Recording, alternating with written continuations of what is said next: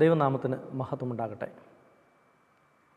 To reach the unreach Eden T വിയുടെ Sabbath school പ്രോഗ്രാമിലേക്ക് ലോകമെമ്പാടുമുള്ള എല്ലാ പ്രിയ സ്നേഹിതരെയും ദൈവനാമത്തിൽ ഞാൻ സ്വാഗതം ചെയ്യുന്നു.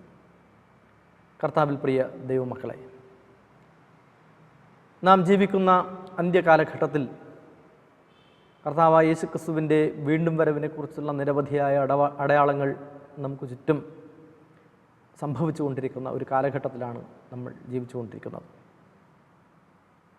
തികച്ചും വേദനാജനകമായ ഒരു അന്തരീക്ഷം നമ്മുടെ സഹോദരങ്ങൾക്കും നമ്മുടെ നാട്ടിലും സംഭവിച്ചിരിക്കുന്നു. നിരവധിയായ ആളുകൾ ഒരു വലിയ ദുരന്തത്തിൽപ്പെട്ട് ഉഴലുന്ന ഒരു സാഹചര്യത്തിലാണ് ഇന്ന് നമ്മുടെ കേരളം ആയിരിക്കുന്നത്. ആ ദേശത്തെ എല്ലാ സാധാരണക്കാരായ മനുഷ്യർക്കും ദൈവം ആശ്വാസം, സ്വർഗത്തിൽ നിന്ന് സമാധാനവും പ്രദാനം ചെയ്യട്ടെ എന്ന് പ്രാർത്ഥിച്ചുകൊണ്ട് ഈ ആഴ്ചത്തെ പാഠപഠനത്തിലേക്ക് നമ്മൾ പ്രവേശിക്കുന്നു. ഇന്ന് നമ്മൾ പഠിക്കാൻ പോകുന്നത് 5-ാമത്തെ പാഠമാണ്. നമുക്കറിയാം, ഈ ക്വാർട്ടറിലുടനീളം നമ്മൾ മർക്കോസിൻ്റെ സുവിശേഷത്തെ അടിസ്ഥാനമാക്കിയുള്ള പാഠങ്ങളാണ് പഠിച്ചു വരുന്നത്. വേദപുസ്തകത്തിൽ സുവിശേഷ ഭാഗങ്ങളുടെ സവിശേഷത എന്താണെന്ന് നമുക്കറിയാമല്ലോ. കർത്താവായ യേശു ക്രിസ്തുവിൻ്റെ ജീവിത കാലഘട്ടം, അദ്ദേഹത്തിൻ്റെ പരസ്യ ശുശ്രൂഷാവേള, അത്ഭുത പ്രവൃത്തികൾ, അനേകായിരം ജനങ്ങൾ കർത്താവായ യേശു ക്രിസ്തുവിനെ തിരിച്ചറിയുന്നതും ശിഷ്യന്മാർ അവൻ്റെ കരുത്ത് മനസ്സിലാക്കുന്നതും അവൻ ദൈവപുത്രനാണ് എന്ന് മനസ്സിലാക്കുന്നതും ഒക്കെ ആയുള്ള വിവിധങ്ങളായ സംഭവങ്ങളെയും സാഹചര്യങ്ങളെയും ലോകജനതയ്ക്ക് പരിചയപ്പെടുത്തുന്ന ഭാഗമാണ് വേദപുസ്തകത്തിലെ 4 സുവിശേഷ ഭാഗങ്ങൾ. മത്തായി, മാർക്കോസ്, ലൂക്കോസ്, യോഹന്നാൻ തുടങ്ങിയ. അതിൽ മാർക്കോസിൻ്റെ സുവിശേഷത്തെ അടിസ്ഥാനമാക്കിയാണ് നമ്മൾ ഈ ക്വാർട്ടറിലെ കഴിഞ്ഞ 4 പാഠങ്ങളും പഠിക്കുകയുണ്ടായത്. ഇന്ന് 5-ാമത്തെ പാഠത്തിലേക്കാണ് നമ്മൾ പ്രവേശിക്കുന്നത്. തടാകത്തിന് ചുറ്റുമുള്ള അത്ഭുതങ്ങൾ എന്നതാണ് ഇന്നത്തെ പാഠത്തിൻ്റെ തലക്കെട്ട്. ഇതിൻ്റെ മനപ്പാഠവാക്യം മാർക്കോസ് എഴുതിയ സുവിശേഷം 5-ാം അധ്യായത്തിൻ്റെ 19-ാമത്തെ വാക്യമാണ്. യേശു അവനെ അനുവദിക്കാതെ നിന്റെ വീട്ടിൽ നിനക്കുള്ളവരുടെ അടുക്കൽ ചെന്ന് കർത്താവ് നിനക്ക് ചെയ്തതൊക്കെയും നിന്നോട് കരുണ കാണിച്ചതും പ്രസ്താവിക്ക എന്ന് അവനോട് പറഞ്ഞു. നമുക്ക് ഒരിക്കൽ കൂടി ആ വാക്യം വായിക്കാം. യേശു അവനെ അനുവദിക്കാതെ നിന്റെ വീട്ടിൽ നിനക്കുള്ളവരുടെ അടുക്കൽ ചെന്ന് കർത്താവ് നിനക്ക് ചെയ്തതൊക്കെയും നിന്നോട് കരുണ കാണിച്ചതും പ്രസ്താവിക്ക എന്ന് അവനോട് പറഞ്ഞു എന്ന് മർക്കോസ് എഴുതിയ സുവിശേഷം 5-ാം അധ്യായത്തിൻ്റെ 19-ാമത്തെ വാക്യത്തിൽ പറയുന്നു. ഈ സാഹചര്യം പറയുമ്പോൾ നമുക്കെല്ലാവർക്കും വളരെ സുപരിചിതമായ ഒരു സാഹചര്യമാണ്. കർത്താവായ യേശുക്രിസ്തുവും ശിഷ്യന്മാരും ഗദരദേശത്ത് ആയിരിക്കുന്ന സമയത്ത് അവിടെ അവർ ആ കടലിൻ്റെ അക്കരെ ഗദരദേശത്ത് എത്തിച്ചേർന്നപ്പോൾ പടകിൽ നിന്ന് ഇറങ്ങിയ സമയത്ത് അവിടെ ഭൂതഗ്രസ്തനായ അശുദ്ധാത്മാവ് നിറഞ്ഞ ഒരു മനുഷ്യനെ കാണുന്നതും ആ അശുദ്ധാത്മാവ് നിറഞ്ഞതായ മനുഷ്യൻ കർത്താവായ യേശുക്രിസ്തുവിനെ കണ്ട മാത്രയിൽ തന്നെ ഓടി അവനരികിൽ വന്നിട്ട് അവനോട് ചോദിക്കുന്നത്, അല്ലയോ മഹോന്നതനായ ദൈവത്തിൻ്റെ പുത്ര, നിനക്കും എനിക്കും തമ്മിൽ എന്ത്? ദൈവത്താണ് എന്നെ ദണ്ഡിപ്പിക്കരുത് എന്ന് കർത്താവിനോട് അപേക്ഷിക്കുന്നതും അവൻ്റെ ശരീരത്തിൽ ബാധിച്ചിരുന്ന ഭൂതങ്ങളെ, ലഗ്യോൻ, ആ ലഗ്യോനെ കർത്താവ് പന്നിക്കൂട്ടത്തിലേക്ക് കയറ്റിവിട്ട് അവയൊക്കെയും കടലിൽ ചാടി മരിക്കുന്നതും ഒക്കെ ആ സാഹചര്യം, ആ സംഭവം നമ്മുടെ ഓർമ്മയിലേക്ക് കടന്നു വരും. അതിനുശേഷം എല്ലാ ശിഷ്യന്മാരും കർത്താവുമായി ഗദരദേശത്ത് നിന്ന് മറ്റൊരു പ്രദേശത്തേക്ക് പോകാൻ വേണ്ടി ഒരുങ്ങുന്ന സമയത്താണ് ഈ സംഭാഷണം നടക്കുന്നത്. അതായത് ഭൂതഗ്രസ്തനായിരുന്ന മനുഷ്യൻ തൻ്റെ ശരീരത്തിലുള്ള ഭൂതങ്ങളൊക്കെയും പുറത്തായി കഴിഞ്ഞ ശേഷം അവൻ നല്ല വസ്ത്രമൊക്കെ ധരിച്ച് അവിടെ ഇരിക്കുന്ന കണ്ടിട്ട് ആ ദേശത്തെ ആളുകളൊക്കെയും ആശ്ചര്യപ്പെട്ടു എന്ന് വേദഭാഗം പറയുന്നുണ്ട്. അവന് ഭൂതത്തിൽ നിന്ന് മോചനം കിട്ടി എന്ന് അവൻ തന്നെ മനസ്സിലാക്കിയിട്ട് താനും കർത്താവിനോടുകൂടെ ശിഷ്യന്മാരോടുകൂടെ വരയണം എന്ന് ആഗ്രഹം, വന്നോട്ടെ എന്നുള്ളൊരാഗ്രഹം അവൻ കർത്താവിനോട് പ്രകടിപ്പിക്കുമ്പോൾ യേശു അവനോട് പറയുന്ന മറുപടിയാണ് ഇത്.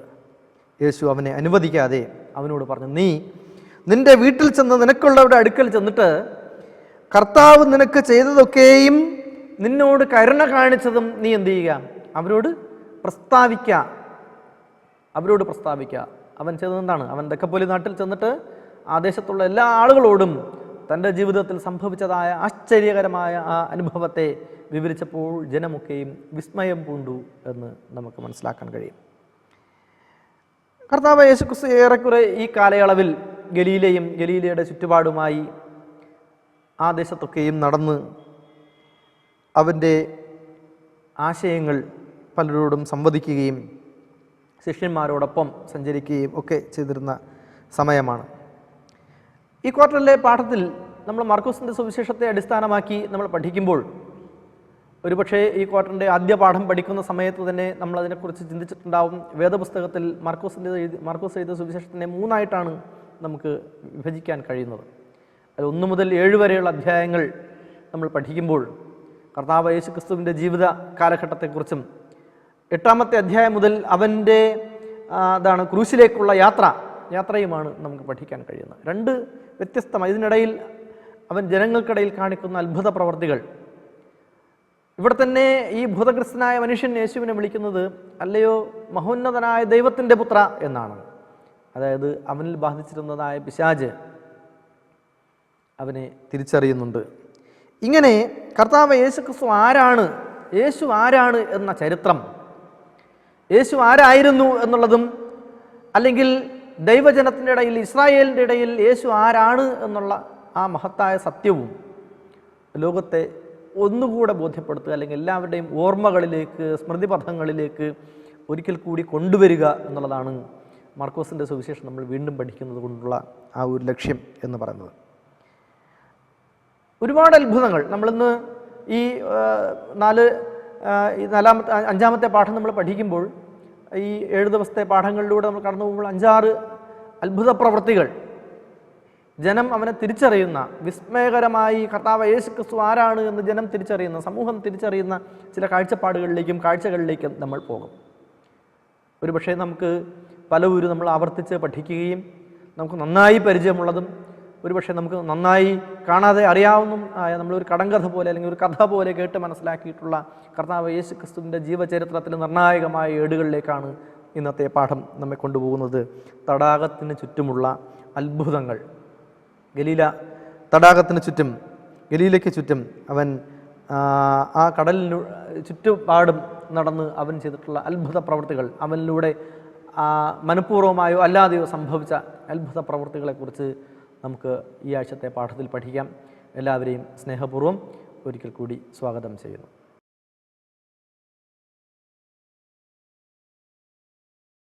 നമുക്ക് ഞായറാഴ്ചത്തെ പാഠത്തിലേക്ക് പോകാം. ഞായറാഴ്ചത്തെ പാഠഭാഗം ഒരു അത്ഭുത പ്രവൃത്തി, കർത്താവ് യേശുക്രിസ്തു പ്രപഞ്ചത്തിന് ആരാണ്, പ്രകൃതിക്ക് ആരാണ് എന്ന് നമുക്ക് ബോധ്യപ്പെടുത്തി തരുന്നൊരു സന്ദർഭമാണ് അവിടെ നമുക്ക് കണ്ടെത്താൻ കഴിയുന്നത്.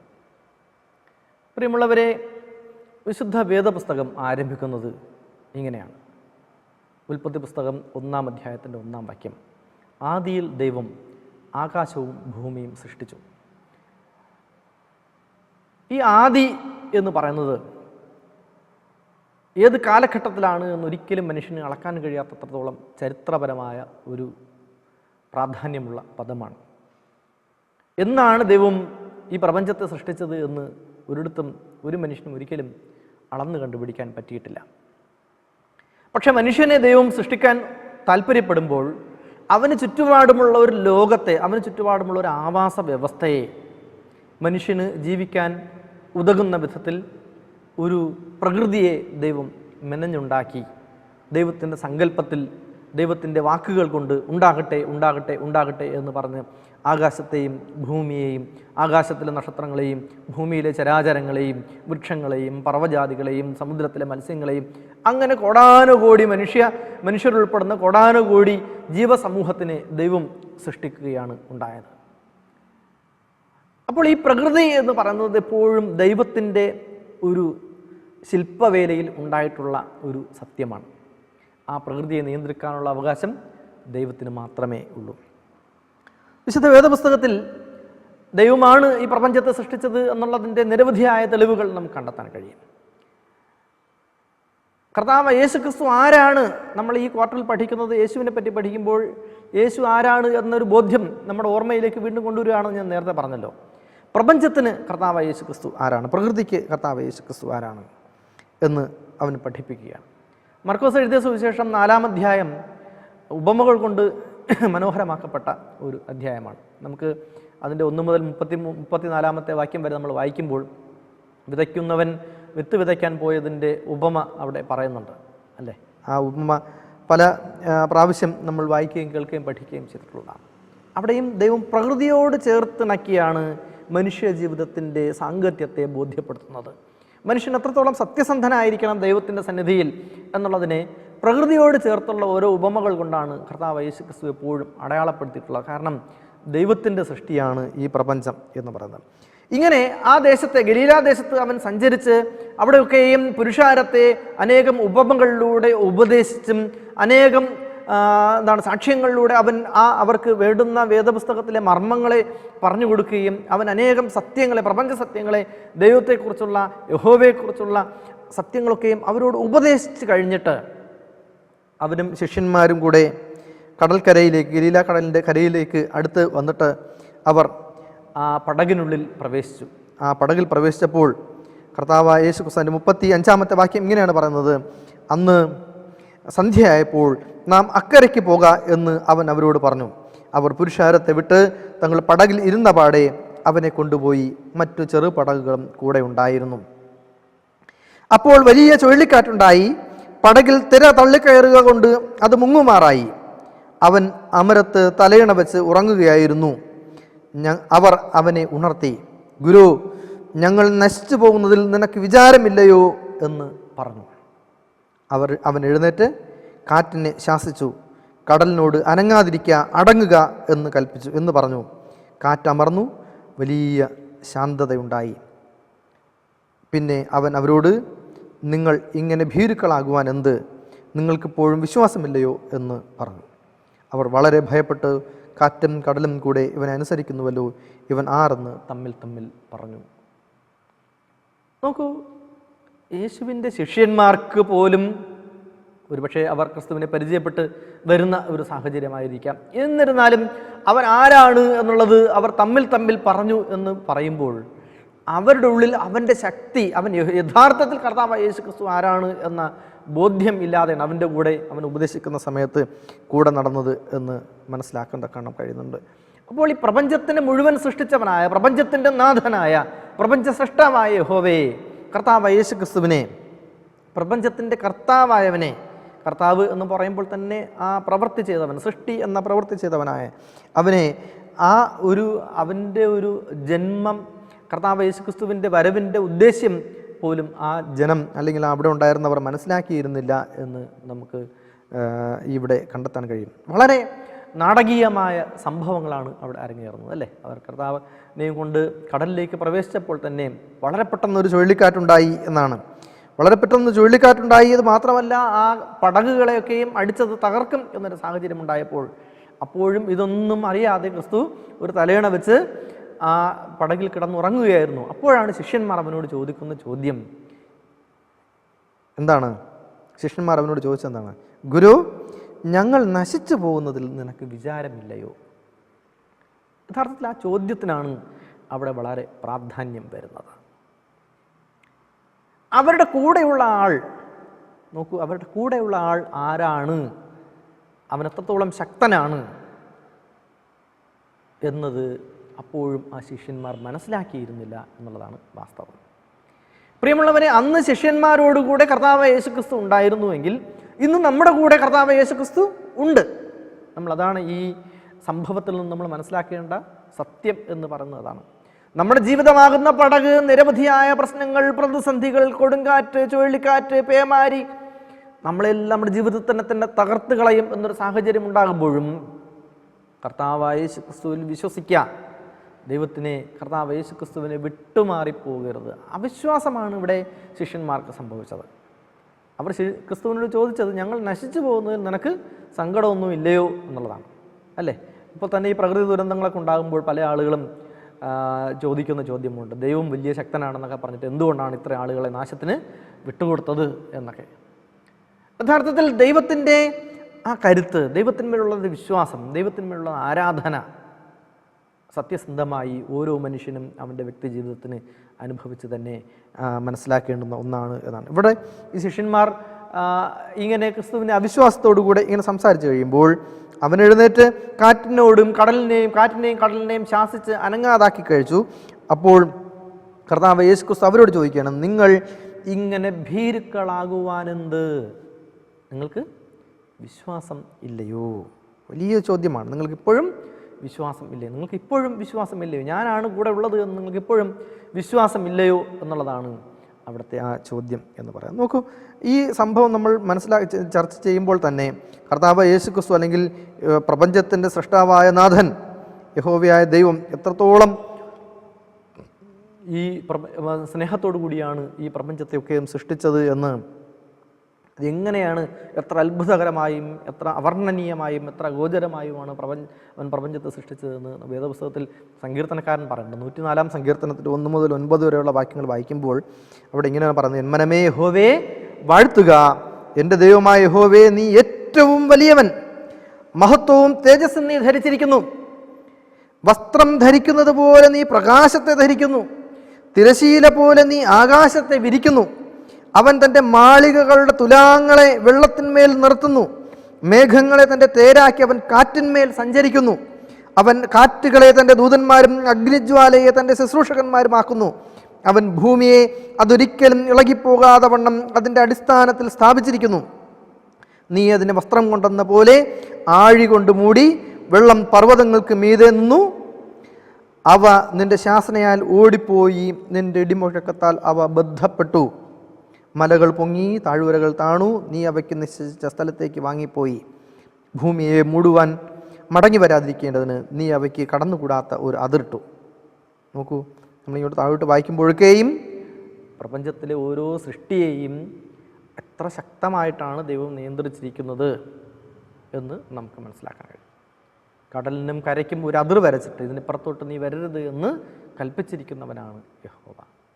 ആകാശത്തിനും ഭൂമിക്കും ഒരു അതിർ വരച്ചിട്ട് മുകളിൽ ആകാശവിധാനത്തിന് നിർത്തിയിരിക്കുന്നവനാണ് യഹോവ. ദൈവത്തിൽ വിശ്വസിക്കുമ്പോൾ മാത്രമേ ആ ദിവ്യശക്തിയുടെ പ്രദർശനം എന്താണ് എന്ന് മനസ്സിലാക്കുവാൻ കഴിയുകയുള്ളൂ. അതല്ലെങ്കിൽ നമ്മൾ മാനുഷികമായ ഭയപ്പാടുകളിൽ പെട്ടുപോകുമ്പോൾ, അവൻ്റെ കൽപ്പനകളെ നമ്മൾ വിസ്മരിക്കുമ്പോൾ മനുഷ്യൻ ആരായിത്തീരും?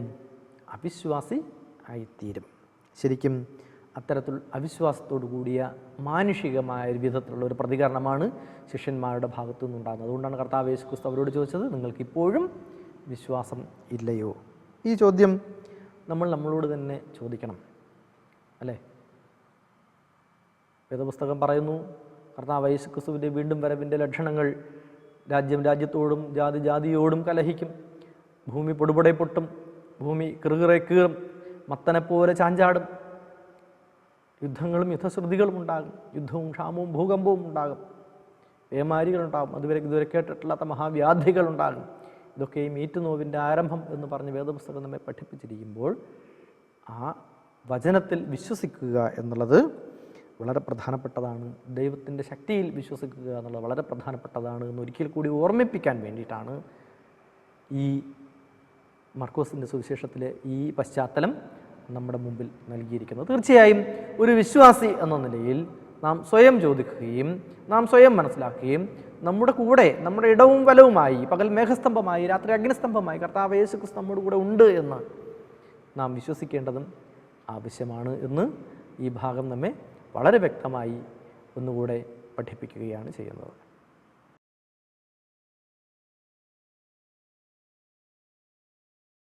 നമ്മൾ തിങ്കളാഴ്ചത്തെ പാഠത്തേക്ക് വരുമ്പോൾ മർക്കോസിൻ്റെ സുവിശേഷം 5-ാം അധ്യായത്തിൻ്റെ ആദ്യ ഭാഗം ആണ് പറയുന്നത്.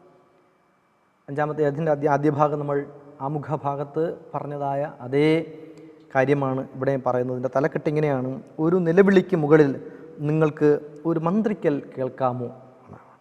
വളരെ രസകരമായ, വളരെ കാവ്യാത്മകമായ ഒരു തലക്കെട്ടാണ് നൽകിയിരിക്കുന്നത്. ഒരു നിലവിളിക്ക് മുകളിൽ നിങ്ങൾക്കൊരു മന്ത്രിക്കൽ കേൾക്കാമോ?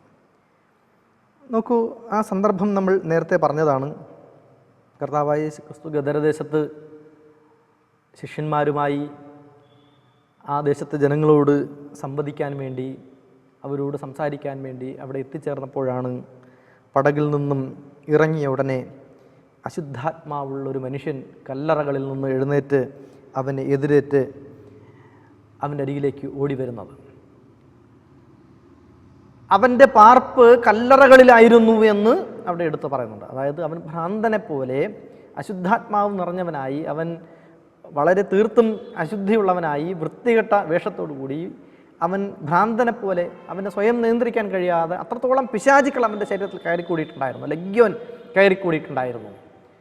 അതുകൊണ്ട് തന്നെ അവന് സ്വയം നിയന്ത്രിക്കാൻ കഴിയാതെ അവനൊരു ഭ്രാന്തനെ പോലെ അവിടെ അലഞ്ഞു തിരിഞ്ഞ് നടന്ന മനുഷ്യനാണ്. അവൻ്റെ പ്രത്യേകത അവൻ ഇങ്ങനെ പിറുപിറുക്കുകയും അവൻ സ്വയം നിയന്ത്രിക്കാൻ കഴിയാതെ പലതും വിളിച്ചു പറയുകയും അവൻ കല്ലൊക്കെ എടുത്ത് തന്നെത്താൻ ഇടിച്ച് ദേഹത്തേക്ക് മുറിവേൽപ്പിക്കുകയും അതൊന്നും അവൻ അറിയുന്നില്ല. സ്വന്തം ശരീരത്തിന് മുറിവേൽപ്പിക്കുന്നതോ അല്ലെങ്കിൽ തൻ്റെ ശരീരം എത്രത്തോളം വൃത്തികേടായിരിക്കുന്നതെന്നും അവന് തിരിച്ചറിയാൻ കഴിയുന്നില്ല, അല്ലേ? മർക്കോസിൻ്റെ സുവിശേഷം 5-ാം അധ്യായത്തിന് 4-ാമത്തെ വാക്യം ഇങ്ങനെ പറയുന്നു: പലപ്പോഴും അവനെ വിലങ്ങും ചങ്ങലയും കൊണ്ട് ബന്ധിച്ചിട്ടും അവൻ ചങ്ങല വലിച്ചു പൊട്ടിച്ചും വിലങ്ങ് ഉരുമ്മി ഒടിച്ചു കളഞ്ഞ് ആർക്കും അവനെ അടക്കുവാൻ കഴിഞ്ഞില്ല. അത്രത്തോളം അവൻ ഭ്രാന്തനെ പോലെ അവന് ശക്തിയുള്ളവനായി. അങ്ങനെ അവൻ രാവും പകലും കല്ലറകളിലും മലകളിലും ഇടപെടാതെ നിലവിളിച്ചും തന്നെത്താൻ കല്ലുകൊണ്ട് ചതച്ചും പോന്നു. അവൻ നിലവിളിച്ചുകൊണ്ട് ഭ്രാന്തനെ പോലെ ഓടിക്കൊണ്ട് നടക്കുന്നവനായ മനുഷ്യൻ കർത്താവായ യേശു ക്രിസ്തുവിനെ കണ്ടാറേ അവൻ ഓടിച്ചെന്ന്, അതിൻ്റെ 7-ാമത്തെ വാക്യം ഇങ്ങനെ പറയുന്നു: അവൻ ഉറക്കെ നിലവിളിച്ചു, യേശുവേ, മഹോന്നതനായ ദൈവത്തിൻ്റെ പുത്ര, എനിക്കും നിനക്കും തമ്മിൽ എന്ത്? ദൈവത്താണ് എന്നെ ദണ്ഡിപ്പിക്കരുതേ എന്ന് പറഞ്ഞു. ദൈവത്താണ് എന്നെ ദണ്ഡിപ്പിക്കരുത് എന്ന് പറഞ്ഞു.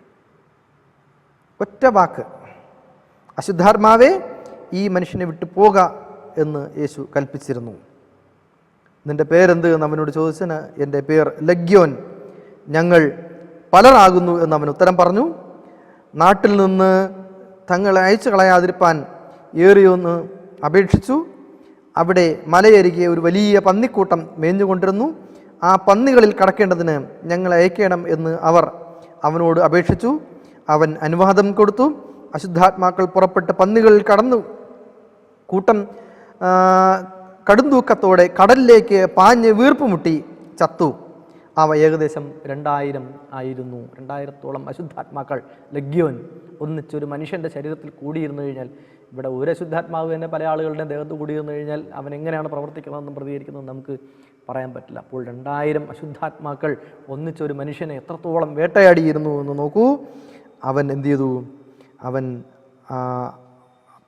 ആ ലഗ്യോനെ പന്നിക്കൂട്ടത്തിലേക്ക് കയറ്റി അവയെല്ലാം കടലിലേക്ക് ഓടിച്ചെന്ന് എല്ലാം കയറി വീണ് ചത്തുപോയി എന്ന് നമുക്കവിടെ കണ്ടെത്താൻ കഴിയും.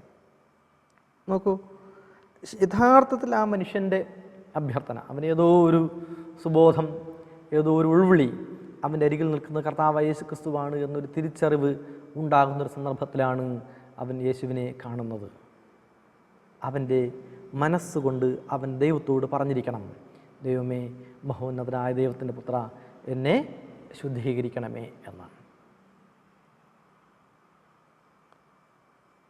അവൻ ആ മനുഷ്യനെ, ഭൂതബാധിതനായ മനുഷ്യനെ, ലഗ്യോനിൽ നിന്ന് 2000-ഓളം വരുന്ന ഭൂതങ്ങളിൽ നിന്ന് ഒരു വാക്കുകൊണ്ട് സൗഖ്യമാക്കി.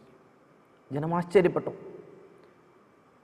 അവിടെ നടന്ന സംഭവമൊക്കെയും ജനങ്ങൾ ചെന്ന് ദൂരെ ദേശത്തുള്ള ആളുകളെയൊക്കെയും അറിയിച്ചു. അവിടെ ആളുകളൊക്കെ അവനെ കാണാൻ വേണ്ടി, ആ ഭൂതബാധിതൻ സൗഖ്യമായവനെ കാണാൻ വേണ്ടി, അവന് സൗഖ്യം കൊടുത്തവനായ കർത്താവിനെ കാണാൻ വേണ്ടി അവിടെ എത്തി. അപ്പോഴാണ് ആ മനുഷ്യൻ യേശുവിനോട് ആവശ്യപ്പെടുന്ന, നമ്മുടെ മനപാഠവാക്യം നമ്മൾ പറഞ്ഞു, ആ മനുഷ്യൻ ആവശ്യപ്പെടുന്നത്, എനിക്ക് നിൻ്റെ കൂടെ വരാനുള്ള അനുവാദം തരണം. അപ്പോൾ യേശു അവനോട് പറഞ്ഞത് എന്താ? നീ എന്ത് ചെയ്യുക? നീ നിൻ്റെ ദേശത്ത് ചെന്നു, നിൻ്റെ ബന്ധുക്കളുടെ അരികിലേക്ക് ചെന്ന് നിനക്ക് സുഖമായ വിവരം നീ അവരോട് പറയുക. നിൻ്റെ ദേശത്ത് ചെന്ന് നിന്നെ കർത്താവായ യേശു ക്രിസ്തു സൗഖ്യമാക്കി എന്ന് അവരോട് പറയുക എന്ന് പറഞ്ഞ് അവനെ അയക്കുന്നു. അവൻ അവിടെ ചെന്ന് ആ ദക്കപ്പൊലി ദേശത്ത് ചെന്ന് അവിടെയൊക്കെയും യേശു തനിക്ക് ചെയ്തതൊക്കെയും ദക്കപ്പൊലി നാട്ടിൽ ഘോഷിച്ചു തുടങ്ങി. എല്ലാവരും ആശ്ചര്യപ്പെടുകയും എല്ലാവരും അത്ഭുതപ്പെടുകയും ചെയ്തു എന്ന് വേദപുസ്തകം പറയുന്നു. മർക്കോസ് എഴുതിയ സുവിശേഷം 5-ാം അധ്യായത്തിൻ്റെ 20-ാമത്തെ വാക്യം: അവൻ പോയി യേശു തനിക്ക് ചെയ്തതൊക്കെയും ദക്കപ്പൊലി നാട്ടിൽ ഘോഷിച്ചു തുടങ്ങി. എല്ലാവരും ആശ്ചര്യപ്പെടുകയും ചെയ്തു. നോക്കൂ, നമുക്കിവിടെ മനസ്സിലാക്കാൻ കഴിയുന്ന 1-2 കാര്യങ്ങളുണ്ട്. ഒന്ന് എന്ന് പറയുന്നത് ഇത് അശുദ്ധിയുടെ കാര്യം കൊണ്ടോ അല്ലെങ്കിൽ പഴയ നിയമ പ്രകാരം ആചാരപരമായ കളം കൊണ്ടോ നിറഞ്ഞതാണ്. ശവക്കുഴിയും ശവവും അശുദ്ധമായിരുന്നു. അതുകൊണ്ടാണ് അവൻ എന്ത് ചെയ്തത്? ആ കല്ലറകളുടെ മുകളിൽ പോയി പാർത്തത്. 2, ഈ ഭൂതങ്ങളൊക്കെയും ചെന്ന് കയറുന്നത് പന്നികളുടെ മേലാണ്. പന്നിയും അശുദ്ധിയുള്ള ഒരു ജീവി ആയിരുന്നു. അതിനുള്ളിലേക്ക് പ്രവേശിപ്പിച്ച് അത് നേരെ ചെന്ന് കടലിലേക്ക് ചാവുകയാണ്. അപ്പോൾ ഇവിടെ ശരിക്കും സാത്താൻ കർത്താവ് യേശുക്രിസ്തുവിനെ ഒന്ന് വെല്ലുവിളിക്കുകയാണ്. എന്താണ്?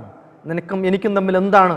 നീ എന്നെ ഉപദ്രവിക്കാൻ വേണ്ടി വന്നിരിക്കുന്നത് എന്തിനാണ് എന്ന് പറഞ്ഞ് ശരിക്കും ആ മനുഷ്യനെ കൊണ്ട് കർത്താവിനെ വെല്ലുവിളിപ്പിക്കുകയാണ്. പക്ഷേ ആ പിശാചിനെ, ആ ലഗ്യോനെ കർത്താവ് തകർത്തെറിയുന്ന കാഴ്ചയാണ് നമുക്കവിടെ കണ്ടെത്താൻ കഴിയുന്നത്. അവൻ്റെ ശക്തി, അവൻ്റെ മഹാത്മ്യം, അവൻ്റെ കരുത്ത് ജനമൊക്കെയും കണ്ട് ആശ്ചര്യപ്പെട്ടു പോയി. അവരൊക്കെയും അവനിൽ വിശ്വസിക്കുകയും അവനെ നമസ്കരിക്കുകയും ചെയ്തു എന്ന് നമുക്ക് കണ്ടെത്താൻ കഴിയും. പ്രിയമുള്ളവരെ, നമ്മുടെ ചുറ്റും അദൃശ്യമായി അശുദ്ധ ശക്തികൾ, അശുദ്ധാത്മാക്കൾ, കർത്താവിൻ്റെ വ്രതന്മാരെ പോലും തെറ്റിക്കുവാൻ അശുദ്ധാത്മാക്കൾ ഇറങ്ങിയിട്ടുണ്ട്, ചുറ്റുമുണ്ട്. നമ്മളവയിൽ വീണു പോകരുത് എന്നുള്ളതാണ്. അങ്ങനെ ഉണ്ടെങ്കിൽ തന്നെ ആ മാലിന്യത്തിൽപ്പെടാതെ നമ്മൾ പ്രത്യാശയുള്ളവരായി കർത്താവ് യേശുക്രിസ്തുവിൻ്റെ അരിയിലേക്ക് ചെല്ലണം എന്ന ഒരു വലിയ സന്ദേശമാണ് ഈ പാഠഭാഗം നമുക്ക് നൽകുന്നത്.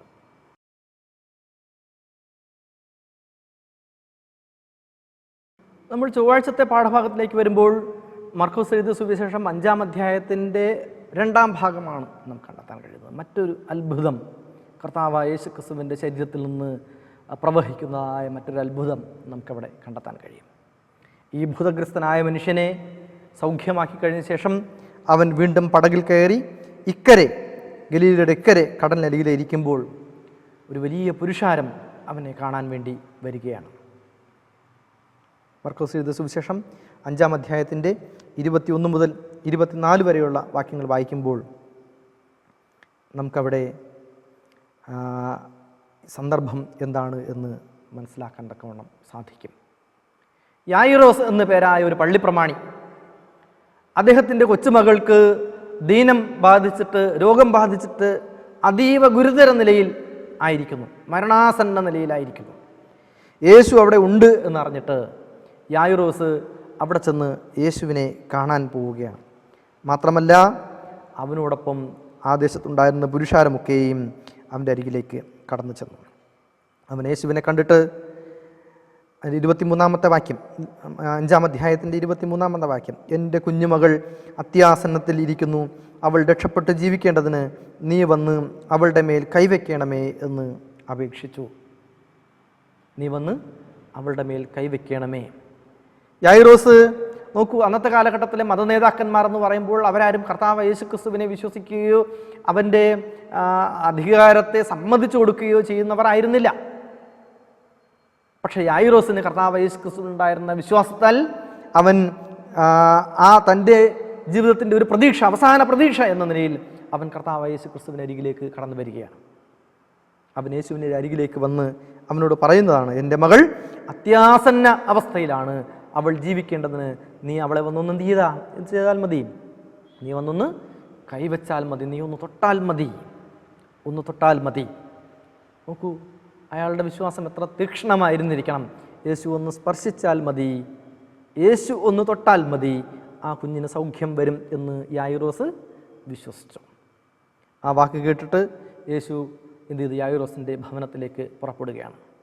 യേശു യായിറോസിൻ്റെ ഭവനത്തിലേക്ക് പോകുന്ന സമയത്ത് അവൻ പുരുഷാരത്തോടുകൂടി അവനോടുകൂടെ പോയി വലിയ പുരുഷാരവും പിൻചെന്ന് അവനെ തെക്കിക്കൊണ്ടിരുന്നു. വലിയ പുരുഷാരം അവൻ്റെ പിന്നാലെ. എന്താണ് കർത്താവ് അവിടെ ചെയ്യാൻ പോകുന്നത് കാണാൻ വേണ്ടി അവനിൽ വിശ്വസിക്കുന്നവരും അവനിൽ വിശ്വസിക്കാത്തതുമായൊരു വലിയ പുരുഷാരം അവനെ അനുഗമിച്ചുകൊണ്ട് യായിറോസിൻ്റെ വീട്ടിലേക്ക് പോവുകയാണ്. പോകുന്ന സമയത്ത് വളരെ പെട്ടെന്ന് അവൻ ഒന്ന് നിന്നിട്ട് ആരാണ് എൻ്റെ ശരീരത്തിൽ തൊട്ടത്, എൻ്റെ വസ്ത്രത്തിൽ തൊട്ടത് എന്ന് അവൻ തിരിഞ്ഞു എന്ന് ചോദിച്ചു. 30-ാമത്തെ വാക്യം, യേശു ഉടനെ യേശു തങ്കിൽ നിന്ന് ശക്തി പുറപ്പെട്ടു എന്ന് ഉള്ളിൽ അറിഞ്ഞിട്ട് പുരുഷാരത്തിൽ തിരിഞ്ഞ് എൻ്റെ വസ്ത്രം തൊട്ടത് ആർ എന്ന് ചോദിച്ചു. എൻ്റെ വസ്ത്രം തൊട്ടത് ആർ? എല്ലാവരും അങ്കലാപ്പിലായി. ശിഷ്യന്മാർ തിരിഞ്ഞെന്ന് ചോദിച്ചു, ആരാണ് ഈ തിരക്കിനിടയിൽ? അല്ലെ, വലിയൊരു പുരുഷാരം അവനെ അനുഗമിക്കുകയാണ്. ഈ തിരക്കിനിടയിൽ ആരാണ് യേശുവിൻ്റെ വസ്ത്രത്തിൽ തൊട്ടതെന്ന് എങ്ങനെ അറിയും? പക്ഷേ കർത്താവ് പറഞ്ഞു, എങ്കിൽ നിന്ന് ശക്തി വമിച്ചിരിക്കുന്നു എന്ന് ഞാൻ അറിയുന്നു. എങ്കിൽ നിന്ന് ശക്തി വമിച്ചിരിക്കുന്നു. എന്നെ തൊട്ടത് ആർ? നോക്കൂ, 12 വർഷമായി, 12 സംവത്സരമായിട്ട് രക്തസ്രാവമുള്ളവളായി പല ഡോക്ടർമാരാലും പല വൈദ്യന്മാരാലും ചികിത്സിച്ചിട്ടും ഫലം കിട്ടാത്തവളായി, വളരെ ക്ഷീണിതയായി, രക്തസ്രാവത്താൽ ക്ഷീണിതയായി, ഒട്ടും ഭേദം വരാതെ പരവശയായിത്തീരുന്ന ഒരു സ്ത്രീ യേശുവിൻ്റെ വർത്തമാനം കേട്ടിട്ട് അവൾ പറയുകയാണ്, എന്താണ്? ഞാനാണ് അങ്ങയുടെ വസ്ത്രാഞ്ചലത്തിൽ തൊട്ടത്. അവൻ അവളോട്, മകളെ, നിൻ്റെ വിശ്വാസം നിന്നെ രക്ഷിച്ചിരിക്കുന്നു. നോക്കൂ, 2 വ്യത്യസ്തമായ വിശ്വാസങ്ങളെയാണ് നമുക്കിവിടെ കാണാൻ കഴിയും. അതാണ് നമ്മൾ ചിന്തിക്കേണ്ട പ്രധാനപ്പെട്ട കാര്യം. 2 സംഭവങ്ങൾ നടക്കണം. ഒന്ന്, യായിറോസ് എന്ന പള്ളിപ്രമാണി അതുവരെ അവനിൽ വിശ്വസിക്കാതിരുന്ന, അവൻ്റെ ശക്തിയിൽ വിശ്വസിക്കാതിരുന്ന മതനേതാക്കന്മാരുടെ കൂട്ടത്തിൽപ്പെട്ട യായിറോസ് എന്ന പള്ളിപ്രമാണി അവനരികിൽ വന്ന് പറയുകയാണ്, യേശുവേ, നീ ഒന്ന് തൊട്ടാൽ മതി, എൻ്റെ മകൾ സൗഖ്യമാകും. മറുഭാഗത്ത് മറ്റൊരു സ്ത്രീ ആരും ശ്രദ്ധിക്കാതെ, ആരാലും നിർബന്ധിക്കപ്പെടാതെ യേശുവിൻ്റെ ദേഹത്തൊന്ന് തൊട്ടാൽ, അവൻ്റെ വസ്ത്രത്തിലൊന്ന് തൊട്ടാൽ ഞാൻ സൗഖ്യമാകും എന്ന വിശ്വാസത്തോടു കൂടി അവൻ്റെ വസ്ത്രത്തിലൊന്ന് തൊട്ടു. ഒന്ന് യേശു തൊട്ടു, ഒന്ന് യേശുവിനെ തൊട്ടു. അതാണ് 2 വൈരുദ്ധ്യങ്ങൾ. ഒരാൾ യേശു തൊടണമെന്ന് ആഗ്രഹിച്ചു, മറ്റൊരാൾ യേശുവിനെ തൊടണം എന്ന് ആഗ്രഹിച്ചു. 2 പേരുടെയും വിശ്വാസത്തിനെ ദൈവം അവിടെ പരിഗണിക്കുകയാണ്. യേശു അവളോട്, മകളെ, നിന്റെ വിശ്വാസം രക്ഷിച്ചിരിക്കുന്നു, സമാധാനത്തോടെ പോയി ബാധ ഒഴിഞ്ഞ് സ്വസ്ഥയായിരിക്ക എന്ന് പറഞ്ഞു. ബാധ ഒഴിഞ്ഞ് സ്വസ്ഥയായിരിക്കുക. അവൾക്ക് സൗഖ്യം വന്നു. നോക്കൂ, 12 വർഷം ആ സ്ത്രീ അനുഭവിച്ച യാതനകൾക്ക് ഒരു നിമിഷം അവളുടെ വിശ്വാസത്തിൽ നിന്ന് ശക്തി, അവൾക്ക് അനുഗ്രഹം കിട്ടുകയാണ്. അവളുടെ വിശ്വാസമാണ് യേശുവിൻ്റെ വസ്ത്രാഞ്ചലത്തിൽ നിന്ന് തൊടാൻ അവളെ പ്രേരിപ്പിച്ചത്.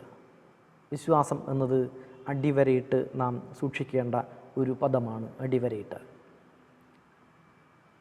ഏത് പ്രശ്നങ്ങൾ വന്നാലും, ഏത് പ്രതിസന്ധി വന്നാലും കർത്താവ് യേശു ക്രിസ്തുവിൽ ആശ്രയിക്കാനുള്ള ഒരു വിശ്വാസം, കർത്താവ് യേശു ക്രിസ്തുവിൽ ആശ്രയിക്കാനുള്ള ഒരു വിശ്വാസം, ഏത് സമയത്തും പ്രാർത്ഥനയോടുകൂടി അവൻ്റെ അരികിലേക്ക് കടന്നു ചെല്ലാനുള്ള ഒരു വിശ്വാസം, പൂർണ്ണ മനസ്സോടും പൂർണ്ണ ഭക്തിയോടും പൂർണ്ണ ആരാധനയോടും കൂടിയുള്ള ഒരു വിശ്വാസം.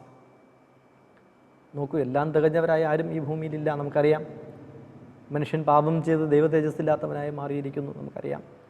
എന്ന് വെച്ച് യേശുവിൽ വിശ്വസിക്കേണ്ട എന്നോ അവനിൽ പൂർണ്ണമായി വിശ്വസിക്കരുതോ എന്ന് ആരും നമ്മോട് പറഞ്ഞിട്ടില്ലല്ലോ. അത് നമ്മളുടെ ചോയ്സാണ്. അതുകൊണ്ടാണ് വിശ്വാസം എന്നതോ ആശിക്കുന്നതിൻ്റെ ഉറപ്പും കാണാത്ത കാര്യങ്ങളുടെ നിശ്ചയവും എന്ന് പൗലോസ് എബ്രായർക്ക് എഴുതിയ ലേഖനത്തിൽ പറഞ്ഞത്. വിശ്വാസം എന്നതും ആശിക്കുന്നതിൻ്റെ ഉറപ്പ്, അതിന് പല ഡയമെൻഷൻസ് ഉണ്ട്, അതിന് പല കാഴ്ചപ്പാടുകളുണ്ട്. കർത്താവ് യേശു ക്രിസ്തുവിൻ്റെ വീണ്ടും വരവിനെ ചേർത്ത് നമുക്കൊരു പുനർജീവിതം, സ്വർഗീയ മണിയറയിലുള്ള നമ്മുടെ ജീവിതത്തെ സങ്കല്പിച്ച് വേണമെങ്കിൽ നമുക്കതിനെ വ്യാഖ്യാനിക്കാം. നമ്മൾ ആശിക്കുന്നതിൻ്റെ ഉറപ്പ്, നമ്മൾ കർത്താവ് യേശു ക്രിസ്തുവിനെ കണ്ടിട്ടില്ല, അവൻ വീണ്ടും വരും. വീണ്ടും വരുന്ന നാളിൽ സൈന്യങ്ങളുടെ ദൈവമായ യഹോവ പരിശുദ്ധൻ പരിശുദ്ധൻ പരിശുദ്ധൻ എന്ന് ആർത്തുപാടി ആനന്ദത്തോടുകൂടി സ്വർഗീയ സൈന്യയോടൊപ്പം കർത്താവ് യേശു ക്രിസ്തുവിൻ്റെ അരികിൽ ചെന്ന് ദൂതവൃന്ദത്തിനൊപ്പം പാട്ടുപാടുവാൻ, ദൈവത്തിൻ്റെ സന്നിധിയിൽ നിൽപ്പാൻ, അവനോടൊപ്പം സിംഹാസനത്തിലിരുപ്പാൻ, ജീവൻ്റെ പുസ്തകത്തിൽ പേരെഴുതപ്പെടുവാൻ, ഇങ്ങനെയുള്ള ആ വരം, അത് നമ്മൾ ആശിക്കുന്നതിൻ്റെ ഉറപ്പും നമ്മൾ കാണാത്ത കാര്യങ്ങളുടെ ഒരു നിശ്ചയമാണ്. അതേപോലെ നമ്മൾക്ക് എന്ത് നേടണം എന്ന് നമ്മൾ ആഗ്രഹിക്കുന്നുവോ എന്തു ചെയ്യുക? അത് ദൈവത്തിൽ കൊടുക്കുക. നമുക്ക് വേണ്ടിയിട്ടുള്ള അവൻ്റെ കരുതലിന് വേണ്ടി അവൻ ഇടപെടാനുള്ള ഒരു ഇടം കൊടുക്കുക, അവനെ അനുവദിക്കുക. അതിന് വേണ്ടത് എന്താണ്? അതിന് വേണ്ട സാധനമാണ് വിശ്വാസം എന്ന് പറഞ്ഞത്. അത് ഈ സ്ത്രീക്കുണ്ടായി, അത് യായിറോസിനുണ്ടായി. അതുകൊണ്ടാണ് യായിറോസിൻ്റെ വാക്ക് കേട്ടിട്ട് കർത്താവ് യേശു ക്രിസ്തു അവൻ്റെ മകളുടെ അരികിലേക്ക് പോയത്. ആ പോകുന്ന വഴിയിൽ യേശുവിലുണ്ടായിരുന്ന വിശ്വാസം കൊണ്ടാണ് ഒരു സ്ത്രീ അവൻ്റെ വസ്ത്രാഞ്ചലത്തിൽ തൊട്ടത്, സൗഖ്യം പ്രാപിച്ചത്. അങ്ങനെ സംസാരിച്ചു കൊണ്ടിരിക്കുമ്പോൾ പള്ളിപ്രമാണിയുടെ വീട്ടിൽ നിന്ന് വേലക്കാർ വന്നിട്ട് പറയുകയാണ്, ഇനി എന്തിനാണ് ഗുരുവിനെ അങ്ങോട്ട് കൊണ്ടുപോയി ബുദ്ധിമുട്ടിക്കുന്നത്, നിൻ്റെ മകൾ മരിച്ചുപോയി. കർത്താവ് യേശു ക്രിസ്തു ആ വാക്ക് കാര്യമാക്കാതെ അവനോട് പറയുന്നൊരു വാക്കുണ്ട്, ഭയപ്പെടേണ്ട, വിശ്വസിക്കുക മാത്രം ചെയ്യുക. പ്രിയമുള്ളവരെ, നമ്മുടെ ഓരോരുത്തരുടെയും ക്രൈസ്തവ ജീവിതത്തിൽ നമ്മുടെ ഹൃദയഫലകങ്ങളിൽ നമ്മൾ വലിയ അക്ഷരത്തിൽ, ബോൾഡ് അക്ഷരത്തിൽ നമ്മൾ എഴുതി സൂക്ഷിക്കേണ്ട ഒരു വാക്കാണ് ഭയപ്പെടേണ്ട, വിശ്വസിക്കുക മാത്രം ചെയ്യുക. കർത്താവ് യേശു ക്രിസ്തു യായിറോസിൻ്റെ ഭവനത്തിൽ ചെന്നപ്പോൾ അവൻ്റെ മകൾ മരിച്ചുപോയി എന്ന് പറഞ്ഞ് എല്ലാവരും വളരെ വിലപിക്കുന്നത് കണ്ടു. യേശു അകത്ത് കടന്നു. അവരോട് ചോദിച്ചു, നിങ്ങൾ എന്തിനാണ് ഇങ്ങനെ കിടന്ന് കരയുകയും ആരാവാരം കൂട്ടുകയും ചെയ്യുന്നത്? ആ കുട്ടി മരിച്ചിട്ടില്ല, ഉറങ്ങുകയാണ്. അവനെല്ലാവരെയും പുറത്താക്കിയിട്ട് അപ്പനെയും അമ്മയെയും തന്നോട് കൂടെയുള്ളവരെയും കൂട്ടിക്കൊണ്ട് കുട്ടി കിടക്കുന്ന ഇടത്ത് ചെന്ന് കുട്ടിയുടെ കൈക്ക് പിടിച്ച്, ബാലെ എഴുന്നേൽക്ക എന്ന് നിന്നോട് കൽപ്പിക്കുന്നു എന്ന് അർത്ഥത്തോടെ തലീധ കൂമി എന്ന് അവളോട് പറഞ്ഞു. ബാല ഉടൻ എഴുന്നേറ്റു. അവൾക്ക് 12 വയസ്സായിരുന്നു. അവർ അത്യന്തം വിസ്മയിച്ചു എന്ന് പറയുന്നു. പ്രിയമുള്ളവർ, ഒരു വ്യാഴവട്ടക്കാലം ജീവിതത്തിൽ കഷ്ടപ്പാടും പ്രയാസങ്ങളും അനുഭവിച്ച 2 വ്യക്തികളെയാണ് നമുക്കിവിടെ കണ്ടെത്താൻ കഴിയുന്നത്. കർത്താവ് യേശു ക്രിസ്തുവിൻ്റെ വസ്ത്രാഞ്ചലത്തിൽ തൊട്ട് സൗഖ്യമായ സ്ത്രീയും 12 വർഷമായി എന്ത് ചെയ്യുകയായിരുന്നു? രക്തസ്രാവം ബാധിച്ച് കഷ്ടപ്പാട് അനുഭവിക്കുന്നവളായിരുന്നു. ഇവിടെ ആ പെൺകുട്ടിക്കും അവൾക്ക് 12 വയസ്സായിരുന്നു എന്ന് എടുത്ത് പറയുന്നുണ്ട്. അവർ അത്യന്തം വിസ്മയിച്ചു. ഇത് ആരോടും അറിയരുത് എന്ന് അവൻ അവരോട് ഏറിയൊന്ന് കൽപ്പിച്ചു. അവൾക്ക് ഭക്ഷിപ്പാൻ കൊടുക്കണം എന്ന് പറഞ്ഞു. അവൻ അത്ഭുതം പ്രവർത്തിച്ചു എന്ന് ആരോടും പറയരുത്, അവൾ ഉറക്കത്തിൽ നിന്ന് എഴുന്നേറ്റു എന്ന് തന്നെ ആയിക്കോട്ടെ. നോക്കൂ, നമ്മോട് പറയുന്ന വാക്യം, ഈ ഭാഗത്ത് നമ്മോട് ദൈവം രഹസ്യമായി സംസാരിക്കുന്ന ഒരു വാക്യമുണ്ട്. അതെന്താണ്? ഞാൻ ഒരിക്കൽ പറഞ്ഞു. എന്താണത്? ഭയപ്പെടേണ്ട, വിശ്വസിക്കുക മാത്രം ചെയ്യുക. ഭയപ്പെടേണ്ട, വിശ്വസിക്കുക മാത്രം ചെയ്യുക. അത് നമ്മൾ ആവർത്തിച്ച് നമ്മളോട് തന്നെ പറയണം. സങ്കീർത്തനക്കാരൻ 91-ാം സങ്കീർത്തനം എഴുതുമ്പോൾ അതിൻ്റെ 1-ാമത്തെ വാക്യം പറഞ്ഞത്, അത്യുന്നതിൻ്റെ മറവിൽ വസിക്കുകയും സർവശക്തൻ്റെ നെഴുകീഴിൽ പാർക്കുകയും ചെയ്യുന്നവൻ യഹോവയെക്കുറിച്ച് അവൻ എൻ്റെ സങ്കേതവും കോട്ടയും ഞാൻ ആശ്രയിക്കുന്ന എൻ്റെ ദൈവവും എന്ന് പറയുന്നു എന്നാണ്. നോക്കൂ, നമ്മുടെ സങ്കേതവും കോട്ടയും നമ്മൾ ആശ്രയിക്കുന്നതുമായ ദൈവത്തോടാണ് നമ്മൾ നമ്മുടെ കാര്യങ്ങൾ പറയുകയും നമ്മൾ സംസാരിക്കുകയും അവനിൽ നിന്ന് അനുഗ്രഹങ്ങൾ നേടുകയും ചെയ്യുന്നത് എങ്കിൽ എന്തിനാണ് നമ്മൾ ഭയപ്പെടുന്നത്? രോഗങ്ങൾ വരുമ്പോൾ, ബുദ്ധിമുട്ടുകൾ വരുമ്പോൾ, പ്രയാസങ്ങൾ വരുമ്പോൾ, പ്രതിസന്ധികൾ വരുമ്പോൾ, സാമ്പത്തിക ക്ലേശം വരുമ്പോൾ, മനോഭാരങ്ങൾ വരുമ്പോൾ എന്ത് ചെയ്യരുത്? ദൈവത്തെ വിട്ട് മാറരുത്. നിങ്ങൾ അന്യദേവന്മാരെ ആരാധിക്കാൻ വേണ്ടി പോകരുത്. ദൈവത്തെ ഭയപ്പെട്ട് അവന് മഹത്വം കൊടുക്കുക. ദൈവത്തെ ഭയപ്പെട്ട് അവന് മഹത്വം കൊടുക്കുക. ഭയപ്പെടേണ്ട, വിശ്വസിക്കുക മാത്രം ചെയ്യുക എന്ന കർത്താവ് യേശു ക്രിസ്തുവിൻ്റെ വചനമാണ് ഈ പാഠഭാഗത്തിൽ നമ്മുടെ ഹൃദയങ്ങളോട് സംസാരിക്കുന്നത്.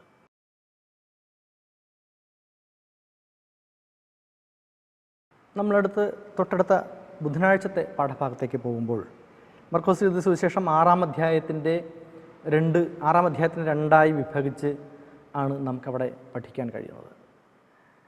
മർക്കോസ് എഴുതിയ സുവിശേഷം 6-ാം അധ്യായം ആരംഭിക്കുമ്പോൾ കർത്താവ് യേശു ക്രിസ്തു എൻ്റെ പിതൃനഗരത്തിലേക്ക് എത്തിച്ചേരുന്നതാണ് കണ്ടത്. അവൻ അവിടെ എത്തിച്ചേർന്നു എന്ന് മാത്രമല്ല, ശബത്തായപ്പോൾ അവൻ പള്ളിയിൽ എത്തിച്ചേരുകയും എല്ലാവരെയും ഉപദേശിക്കുകയും ചെയ്തപ്പോൾ ആ ജനമൊക്കെയും വിസ്മയിച്ചു, അത്ഭുതപ്പെട്ടു. ഇത് ആരുടെപ്പം ഇങ്ങനെ ഒരാൾ വന്ന് ഇങ്ങനെ ഉപദേശിക്കുന്നത്? ഓരോരുത്തരും അവൻ്റെ വാക്കുകൾ കേട്ടിട്ട്, ഇവൻ ആരാണ്? ഇവൻ മറിയയുടെ മകനും യാക്കോബിൻ്റെ, യോസ, യൂദ, ശീമോൻ എന്നിവരുടെ സഹോദരനുമായ തച്ചനല്ലയോ? ഇവൻ്റെ സഹോദരികളും ഇവിടെ നമ്മോടുകൂടെ ഇല്ലയോ എന്ന് പറഞ്ഞ് അവങ്കൽ ഇടറിപ്പോയി. ഇവൻ ആരാണ്? ഇവൻ ആ തച്ചൻ്റെ മകനല്ലേ? ഇവൻ മറിയയുടെ മകനല്ലേ? യാക്കോബിൻ്റെയും യോസയുടെയും യൂദായുടെയും ശീമോൻ്റെയൊക്കെ സഹോദരനായിട്ടുള്ളവനല്ലേ എന്ന് പറഞ്ഞ് കർത്താവായ യേശു ക്രിസ്തു ആരാണ് എന്ന് അവർ പരസ്പരം തർക്കിക്കുകയും ചർച്ച ചെയ്യുകയും ചെയ്തുകൊണ്ടിരുന്നു. അപ്പോഴാണ് യേശു അവരോട് പറഞ്ഞു, ഒരു പ്രവാചകൻ തൻ്റെ പിതൃനഗരത്തിലും ചാർച്ചക്കാരുടെ ഇടയിലും സ്വന്തം ഭവനത്തിലുമല്ലാതെ ബഹുമാനമല്ലാത്തവൻ അല്ല എന്ന് പറഞ്ഞു. പിതൃനഗരത്തിൽ അല്ലേ, പിതൃനഗരത്തിൽ തിരസ്കരിക്കപ്പെടുന്നവനാണ് ഓരോ പ്രവാചകനും ഉപദേശകനും. അവർക്ക് സ്വന്തം സാധാരണ പട്ടണത്തിലുള്ള ഒരു ചെറിയ വ്യക്തി ജനസ്വാധീനമുള്ളവനായി തീരുമ്പോൾ ഭവനത്തിലുള്ളവരുടെ ശ്രദ്ധയിൽ അത് പെടുന്നു. നസ്രയത്തിൽ അങ്ങനെയല്ല. ഒരു ഉപദേശകനും സൗഖ്യദായകനും എന്ന നിലയിൽ യേശുവിൻ്റെ വിജയത്തിൽ അവർ വ്രണപ്പെടുകയും ആശ്ചര്യപ്പെടുകയും ചെയ്തു. യേശുവിനെ ആ കഫർന്നഹൂമിൽ വെച്ച് അവർ എന്തു ചെയ്യണം? ചോദ്യം ചെയ്യുകയാണ്. ഇവൻ ആരാണ് ഇതിനൊക്കെ അധികാരം കൊടുത്തത് എന്ന് ചോദിക്കുന്ന ഒരു സാഹചര്യമാണ് നമുക്കതിന് ആ ഭാഗത്ത് കാണാൻ കഴിയുന്നത്. അപ്പോൾ യേശു അവിടെ അവരുടെ അവിശ്വാസം ഹേതുവായി വളരെയധികം ആശ്ചര്യപ്പെടുകയും അവൻ ചുറ്റുമുള്ള എല്ലാ സ്ഥലങ്ങളിൽ ചെന്ന് അവിടെയൊക്കെയുള്ള ആളുകളെ ഉപദേശിക്കുകയും അവരുടെ മുമ്പിൽ അത്ഭുതങ്ങൾ പ്രവർത്തിക്കുകയും അവർക്ക് രോഗസൗഖ്യം വരുത്തുകയും ഒക്കെ ചെയ്തുകൊണ്ടേയിരുന്നു. അതിനുശേഷം കർത്താവ് യേശുക്രിസ്തുവിൻ്റെ ശിഷ്യന്മാരെ രണ്ട് വീതം ആക്കി പല സ്ഥലങ്ങളിലും ചുറ്റുമുള്ള സ്ഥലങ്ങളിലും പോയി ഉപദേശിക്കാൻ വേണ്ടി അവരെ അയക്കുകയും അവർക്ക് അശുദ്ധാത്മാക്കളുടെ മേൽ അധികാരം കൊടുക്കുകയും ചെയ്തു. എന്നിട്ട് അവരോട് പറയുന്ന ചില കാര്യങ്ങളുണ്ട്. എന്താണ്? ഒരു വടിയല്ലാതെ ഒന്നും നിങ്ങളുടെ കയ്യിലെടുക്കരുത്. നിങ്ങൾ എന്ത് ചെയ്യരുത്? ഭക്ഷണമൊന്നും കരുതേണ്ട കാര്യമില്ല. കാശും ഭക്ഷണമൊന്നും നിങ്ങൾ മടിശീലിൽ കരുതരുത്. കാലിൽ ഒരു ചെരുപ്പിട്ട് കൊള്ളണം. ഒരു വസ്ത്രമല്ലാതെ ഒന്നിൽ കൂടുതൽ വസ്ത്രം നിങ്ങൾ എന്ത് ചെയ്യരുത്? ധരിക്കരുത്. നിങ്ങൾ എവിടെയെങ്കിലും ഒരു വീട്ടിൽ ചെന്നാൽ അവിടം വിട്ട് പുറപ്പെടുവോളം അതിൽ തന്നെ പാർപ്പിൻ. ആരെങ്കിലും നിങ്ങളെ കൈക്കൊള്ളാതെയും നിങ്ങളുടെ വാക്ക് കേൾക്കാതെയും ഇരുന്നാൽ അവിടം വിട്ട് പോകുമ്പോൾ നിങ്ങളുടെ കാലിലെ പൊടി അവർക്ക് സാക്ഷ്യത്തിനായി കുടഞ്ഞു കളവിൻ എന്നും അവരോട് പറഞ്ഞു. അങ്ങനെ അവർ പുറപ്പെട്ട് എല്ലാ ദേശത്തോടും സകല മനുഷ്യരോടും മാനസാന്തരപ്പെടണം എന്ന് പ്രസംഗിച്ചു കൊണ്ടേയിരുന്നു. അവർ വളരെയധികം ഭൂതങ്ങളെ പുറത്താക്കുകയും അനേകം രോഗികൾക്ക് സൗഖ്യം കൊടുക്കുകയും ചെയ്തുകൊണ്ടേയിരുന്നു. കർത്താവായ യേശു ക്രിസ്തുവിൻ്റെ അനുഗ്രഹം, അധികാരം ആ ശിഷ്യന്മാരിലേക്ക് പകർന്നിട്ട് അവർ ദേശാന്തരങ്ങളിൽ സഞ്ചരിച്ച് മാനസാന്തരത്തെക്കുറിച്ച് സുവിശേഷിക്കുകയും അനേകം ഭൂതങ്ങളെ പുറത്താക്കുകയും അനേകം രോഗികൾക്ക് സൗഖ്യം കൊടുക്കുകയും എണ്ണ തേച്ച് സൗഖ്യം വരുത്തുകയും ഒക്കെ ചെയ്തുകൊണ്ടേയിരുന്നു. ഇങ്ങനെ അവൻ്റെ പേർ, കർത്താവ് യേശു ക്രിസ്തുവിൻ്റെ പേർ ദേശം മുഴുവനും പ്രസിദ്ധമായി. ഈ വർത്തമാനം ഹെരോദാവിൻ്റെ ചെവിയിലും എത്തി. ഹെരോദാവിൻ്റെ ചെവിയിൽ കേട്ടത് ഇങ്ങനെയാണ്. മർക്കോസ് എഴുതിയ സുവിശേഷം 6-ാം അധ്യായത്തിൻ്റെ 14-ാമത്തെ വാക്യം വായിക്കുമ്പോൾ അവിടെ ഇങ്ങനെ പറയുന്നു: ഇങ്ങനെ അവൻ്റെ പേർ പ്രസിദ്ധമായി വരികയാൽ ഹെരോദ രാജാവ് കേട്ടിട്ട്, യോഹന്നാൻ സ്നാപകൻ മരിച്ചവരുടെ ഇടയിൽ നിന്ന് ഉയർത്തെഴുന്നേറ്റിരിക്കുന്നു, അതുകൊണ്ട് ഈ ശക്തികൾ അവനിൽ വ്യാപരിക്കുന്നു എന്ന് പറഞ്ഞു. അവൻ ഏലിയാവാകുന്നു എന്ന് മറ്റു ചിലർ പറഞ്ഞു. വേറെ ചിലർ അവൻ പ്രവാചകന്മാരിൽ ഒരുത്തനെ പോലെ ഒരു പ്രവാചകൻ എന്ന് പറഞ്ഞു. അത് ഹെരോദാവ് കേട്ടാറേ, ഞാൻ തലവെട്ടിച്ച യോഹന്നാനാകുന്നു അവൻ ഉയർത്തെഴുന്നേറ്റിരിക്കുന്നു എന്ന് പറഞ്ഞു. നോക്കൂ, യോഹന്നാൻ സ്നാപകൻ്റെ തല ഛേദിച്ചു കഴിഞ്ഞ സന്ദർഭത്തിൽ ആ യോഹന്നാൻ ഉയർത്തെഴുന്നേറ്റിരിക്കുന്നു എന്ന് ആര് കരുതുകയാണ്? ഹെരോദാവ് കരുതുകയാണ്. യോഹന്നാൻ കർത്താവ് യേശു ക്രിസ്തുവിന് മുമ്പേ നടന്ന് അവൻ്റെ വരവിനെക്കുറിച്ച് സംസാരിക്കുകയുണ്ടായി. അവൻ അത്ഭുതങ്ങൾ, യോഹന്നാൻ്റെ പ്രവൃത്തികൾ കണ്ടിട്ട് യോഹന്നാനെ കൊല്ലുവാൻ വേണ്ടി ഹെരോദ്യ ചെയ്ത ആ ചതി എന്താണ് എന്ന് നമുക്ക് ആ ചരിത്ര പശ്ചാത്തലം നമ്മൾ വായിക്കുമ്പോൾ നമുക്കെല്ലാവർക്കും അറിയാവുന്ന ഒരു സാഹചര്യമാണ്. ഹെരോദാവിൻ്റെ സഹോദരനായ ഫിലിപ്പോസിൻ്റെ ഭാര്യ ഹെരോദ്യയെ പരിഗ്രഹിച്ചതുകൊണ്ട് അവൾ നിമിത്തം ആളയച്ച് യോഹന്നാനെ പിടിച്ച് തടവിൽ ആക്കിയിരുന്നു. അവളുടെ തെറ്റ് വിളിച്ച് പറഞ്ഞതുകൊണ്ട് ഹെരോദ്യ ആളെ വിട്ട് യോഹന്നാനെ പിടിച്ച് തടവിലാക്കിയിരിക്കുന്നു. സഹോദരൻ്റെ ഭാര്യയെ പരിഗ്രഹിക്കുന്നത് നിനക്ക് വിഹിതമല്ല എന്ന് യോഹന്നാൻ ഹെരോദാവിനോട് പറഞ്ഞു. സഹോദരൻ്റെ ഭാര്യയുമായിട്ട് കിടക്ക പങ്കിടുന്നത് എന്താണ്? നിനക്ക് വിഹിതമല്ല എന്ന് യോഹന്നാൻ പറഞ്ഞതുകൊണ്ടുള്ള വിരോധം തീർക്കാൻ വേണ്ടി ഹെരോദ്യ എന്തു ചെയ്തു? അവനെ തടവിൽ പാർപ്പിച്ചു. തടവിൽ പാർപ്പിച്ചിരുന്ന ആ സമയത്ത് ഒരിക്കൽ അവിടെ ആ ദേശത്തൊരു വലിയ ഉത്സവം നടക്കുന്നു, ജനോത്സവം നടക്കുന്നു. ആ ജനോത്സവം നടക്കുന്ന സന്ദർഭത്തിൽ ഈ ഹെരോദ്യയുടെ മകൾ അവർക്ക് മുമ്പിൽ ഈ സഹസ്രാധിപന്മാർക്കും ഗലീലയിലെ പ്രമാണികൾക്കും മുമ്പിൽ വെച്ച് അവൾ വലിയൊരു നൃത്തം, രാജാവിന് മുമ്പിൽ നൃത്തം കളിച്ച് രാജാവിനെ സംപ്രീതനാക്കുന്നു. രാജാവ് ഒരു വാക്ക് കൊടുക്കുകയാണ്, നിനക്കെന്താണ് വേണ്ടത്? ഈ രാജ്യത്തിൽ എന്ത് ചോദിച്ചാലും ഞാൻ നിനക്ക് തരാം. ഈ രാജ്യത്തിൻ്റെ പകുതി വേണമെന്ന് നീ പറഞ്ഞാൽ പോലും ഞാൻ നിനക്ക് തരാം.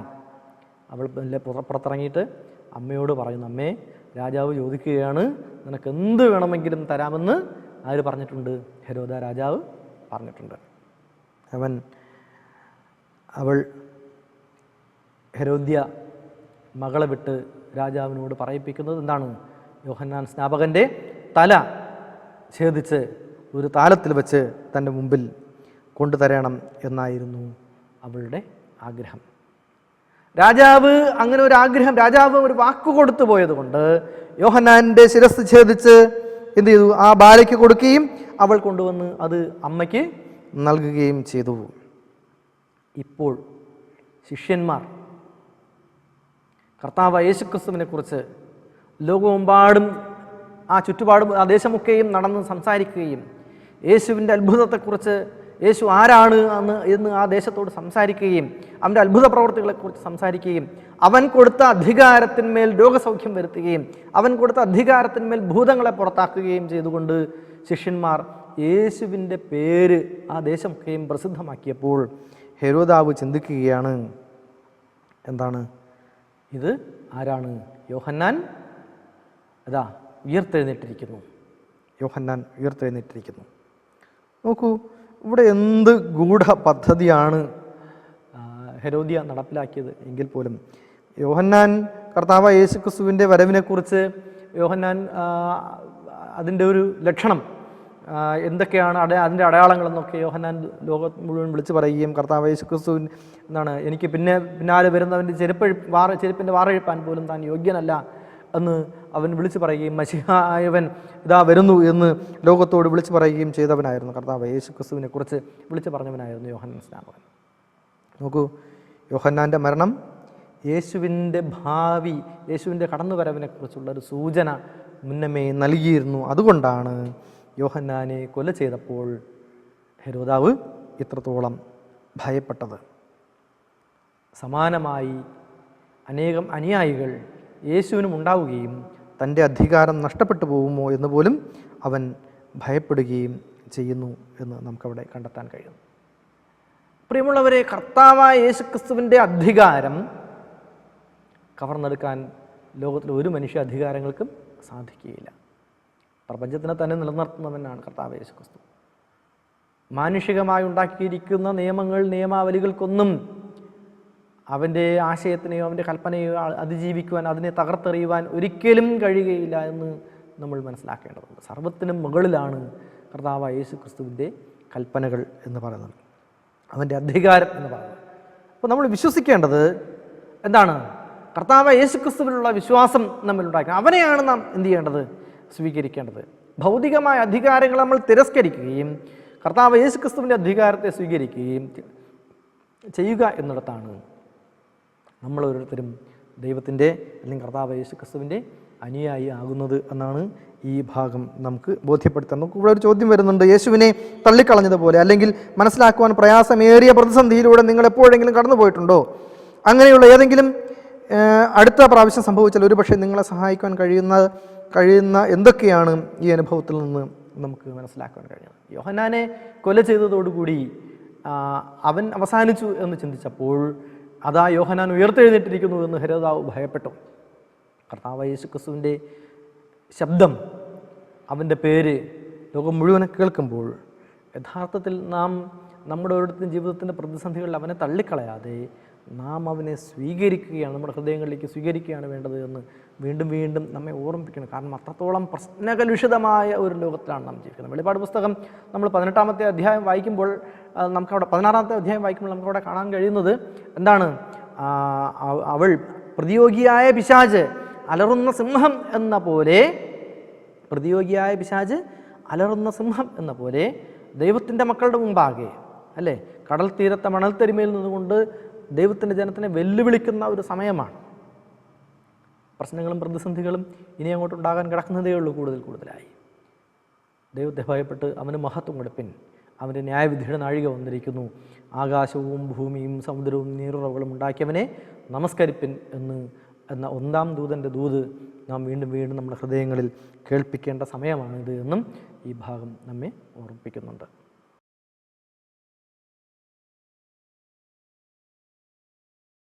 നമ്മൾ വ്യാഴാഴ്ചത്തെ പാഠഭാഗത്തേക്ക് വരുമ്പോൾ അവിടെ തടാകത്തിന് ചുറ്റുമുള്ള അത്ഭുതങ്ങൾ എന്ന ഈ പാഠത്തിലെ ഒരു വ്യത്യസ്ത തരത്തിലുള്ള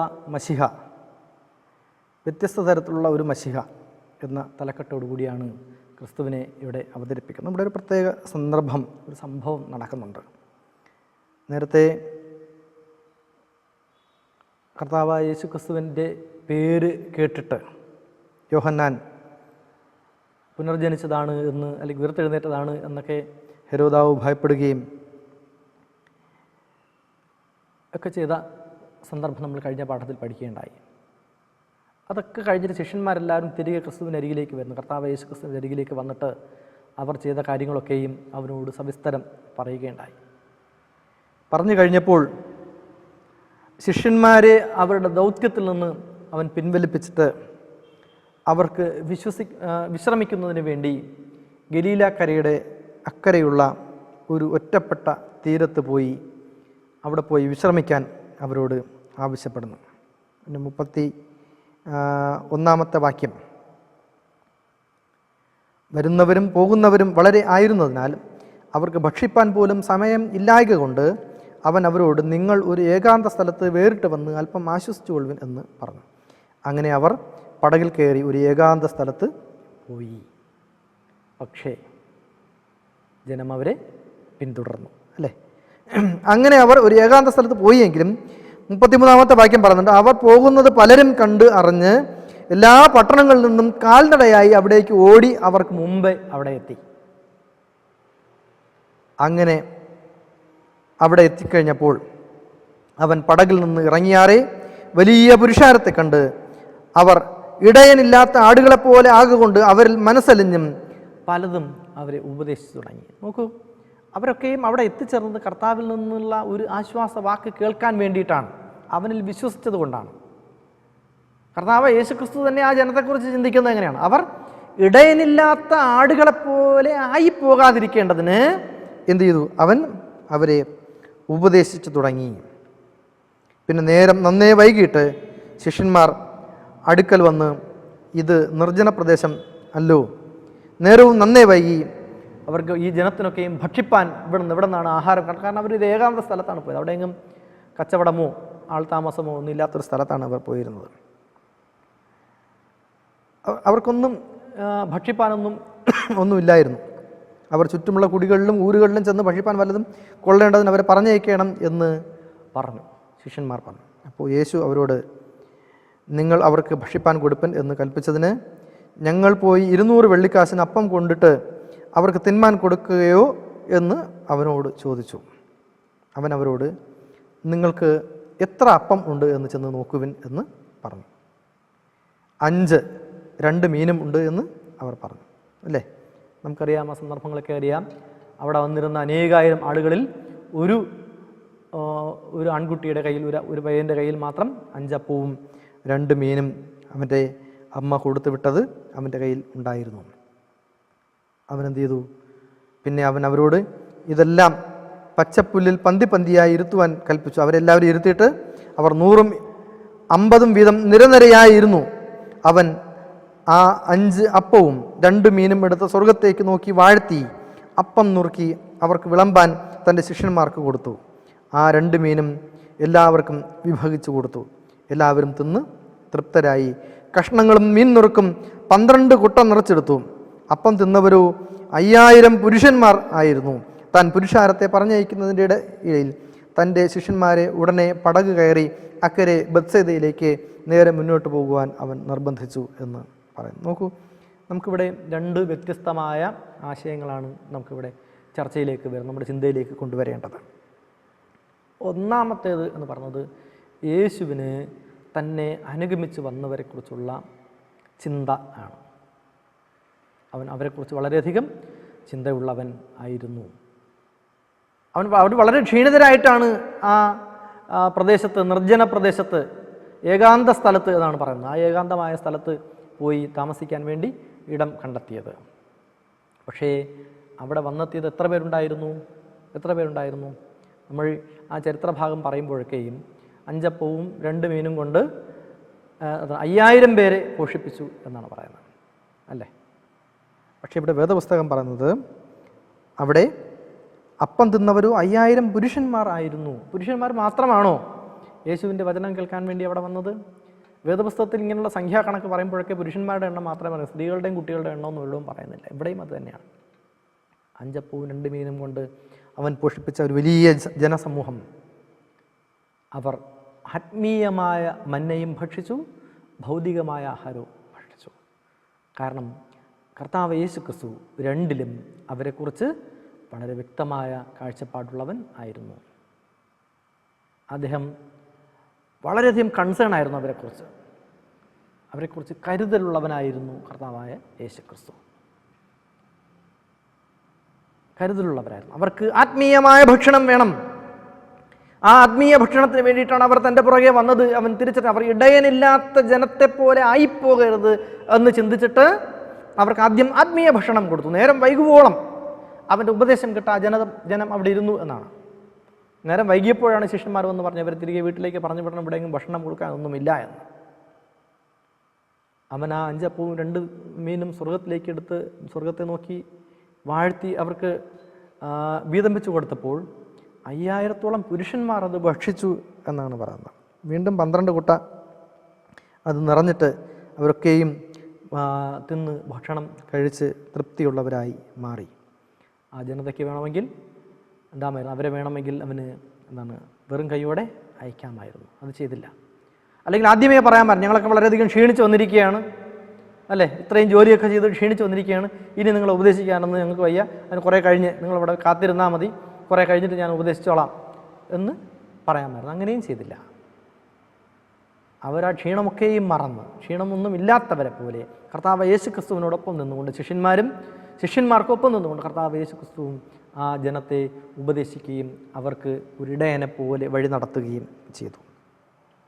നോക്കൂ, കർത്താവ് യേശു ക്രിസ്തു ആരായിരുന്നു? ഞാൻ നല്ല ഇടയൻ ആകുന്നു, ഞാൻ എൻ്റെ ആടുകൾക്ക് വേണ്ടി വാതിൽ തുറന്നു കൊടുക്കുന്നവനായ നല്ല ഇടയൻ ആകുന്നു. നമ്മുടെ വിശ്വാസം അതിൻ്റെ തീക്ഷ്ണതയിൽ, അതിൻ്റെ പൂർണ്ണതയിലേക്ക് എത്തിച്ചേരുമ്പോഴാണ് യഥാർത്ഥത്തിൽ നമുക്ക് ക്രിസ്തുവിനെ ആത്മാർത്ഥമായി ഉൾക്കൊള്ളാൻ കഴിയുന്നത്. അല്ലെങ്കിൽ പറയാം എന്നേ ഉള്ളൂ, ഞാൻ ക്രിസ്ത്യാനിയാണ്, ഞാൻ വിശ്വാസിയാണ്. അത് ഏതളവ് വരെ എന്നുള്ളത്, അതിൻ്റെ മാനദണ്ഡം എന്താണെന്നൊന്നും എനിക്കറിയില്ലെങ്കിലും ഞാൻ പറയുകയാണ്, ഏതളവ് വരെ എന്നുള്ളത് നമ്മൾ സ്വയം ചിന്തിക്കണം. സ്വയം നമ്മളെ ഒന്ന് വിലയിരുത്തി നോക്കും. അവനവനെ തന്നെ ഒന്ന് വിലയിരുത്തി, ഞാൻ എത്രത്തോളം വിശ്വാസിയാണ്, ഞാൻ എത്രത്തോളം ഭക്തനാണ്, അല്ലെങ്കിൽ ഞാൻ എത്രത്തോളം ക്രിസ്ത്യാനിയാണ്, ഞാൻ എത്രത്തോളം യേശു ക്രിസ്തുവിലാണ്. അന്നേരം നമ്മളെ കൂടുതൽ കുറവുകൾ നമുക്ക് മനസ്സിലാക്കാൻ കഴിയും. നമുക്ക് ഒരുപാട് പണം ഉണ്ടായിട്ടോ, ഒരുപാട് വിദ്യാഭ്യാസം ഉണ്ടായിട്ടോ, ഒരുപാട് സമ്പത്തുണ്ടായിട്ടോ, ഒരുപാട് സൗന്ദര്യം ഉണ്ടായിട്ടോ ഒന്നുമില്ല. കർത്താവ് യേശു ക്രിസ്തു തന്നെ പറയുന്നത് എന്താണ്? ഇന്ന് ഞാനിതൊക്കെ നിന്നിൽ നിന്ന് തിരിച്ചെടുത്ത് കഴിഞ്ഞാൽ പിന്നെ നീ എന്തായിപ്പോവും? നമുക്ക് ജയിക്കണം എന്നുള്ളതാണ്. അല്ല, ജയിക്കുന്നവന് ഞാൻ എന്നോടൊപ്പം എൻ്റെ പറുദീസയിൽ ഇരുപ്പാൻ വരം നൽകും, ജയിക്കുന്നവന് ഞാൻ ജീവൻ്റെ പുസ്തകത്തിൽ പേരെഴുതിയിരിക്കും, ജയിക്കുന്നവന് ഞാൻ ജീവനദിയിൽ നിന്ന് വെള്ളം കുടിക്കാൻ കൊടുക്കും, ജീവൻ്റെ വൃക്ഷത്തിൽ നിന്ന് ഫലം തിന്മാൻ കൊടുക്കും, ജയിക്കുന്നവന് ഞാൻ ജീവകിരീടം കൊടുക്കും. ആ ഒരു ഓട്ടത്തിലാണ്, സ്ട്രഗിൾ ഫോർ എക്സിസ്റ്റൻസ്, നിലനിൽപ്പിന് വേണ്ടിയിട്ടുള്ള ഒരു പോരാട്ടത്തിലാണ്. നമുക്ക് പോരാട്ടമുള്ളത് ജഡരക്തങ്ങളോടല്ല, നമ്മുടെ അയൽക്കാരോട്, അപ്പുറമുള്ള അയൽക്കാരോട് നമ്മൾ മത്സരിച്ചിട്ട് പോരാട്ടം നടത്തിയിട്ട് എന്തെടുക്കാനും ഒന്നുമില്ല. നമ്മളെ ബന്ധുക്കളോടല്ല, നമ്മുടെ ചർച്ചക്കാരോടല്ല, നമ്മുടെ അയൽക്കാരോടല്ല, നമ്മുടെ അയൽ രാജ്യക്കാരോടല്ല, മറ്റ് വിശ്വാസികളോടല്ല, മറ്റ് മതക്കാരോടല്ല. നമുക്കുള്ള പോരാട്ടം നമ്മളോട് കൂടെ തന്നെയാണ്. അത് നമ്മുടെ ഉള്ളിലാണ് ഇരിക്കുന്നത്. ആ ഒരു തിരിച്ചറിവാണ് മനുഷ്യനെ മനുഷ്യനാക്കുന്നത്. അതില്ലാത്തടത്ത് നമ്മൾ എത്ര വലിയ പണ്ഡിതനാണെന്ന് പറഞ്ഞാലും, വലിയ പ്രവാചകനാണെന്ന് പറഞ്ഞാലും, വലിയ പുരോഹിതനാണെന്ന് പറഞ്ഞാലും കാര്യമുണ്ടാകുന്നില്ല എന്നതാണ് വാസ്തവം. നാം കർത്താവ് യേശു ക്രിസ്തുവിനെ തിരിച്ചറിയുന്നുണ്ടോ? അവൻ നല്ല ഇടയനാണ് എന്നുള്ളത് നാം തിരിച്ചറിയുന്നുണ്ടോ? ഒരുപക്ഷെ ആ ഭക്ഷണം അവിടെ കൊടുക്കാതിരുന്നുവെങ്കിൽ അവിടെ ഒരു കലാപം ഉണ്ടായേനെ, വിശന്ന് വലഞ്ഞൊരു കലാപം ഉണ്ടായേനെ. ആളുകളൊക്കെ ഭക്ഷണത്തിന് വേണ്ടി ഓടി വലഞ്ഞ് അവരൊക്കെ ഒരുപക്ഷെ വീണ് മരിച്ചു പോയേനെ അല്ലേ? അങ്ങനെ എന്തെല്ലാം സംഭവിക്കാമായിരുന്നു. പക്ഷേ അവൻ എന്ത് ചെയ്തു? അവർക്കിടയിൽ സമാധാനം, അവൻ്റെ മറ്റൊരു അത്ഭുത പ്രവൃത്തിയിലൂടെ അവൻ സമാധാനത്തിനെ ആ ജനത്തിന് നൽകി. അതായത് നമ്മുടെ ആരുടെയും പ്രതീക്ഷ അവൻ തള്ളിക്കളയുന്നില്ല എന്നുള്ളതാണ്. ആ പ്രതീക്ഷയോടുകൂടി നാം അവനെ ദൈവമായി കർത്താവ് യേശുക്രിസ്തു ദൈവമല്ല എന്ന് പഠിപ്പിക്കുന്ന ആളുകളുണ്ട്. അവരും ഒരിക്കലും അവർ ക്രിസ്ത്യാനികളെന്ന് വിളിക്കാൻ പറ്റില്ല. ക്രിസ്ത്യാനി എന്ന വാക്കിൻ്റെ അർത്ഥം ക്രിസ്തുവിൻ്റെ അനുയായി എന്നാണ് അല്ലേ? അങ്ങനെയുണ്ട്. കർത്താവ് യേശുക്രിസ്തു ദൈവമല്ല എന്ന് പറയുന്ന ആളുകളുണ്ട്.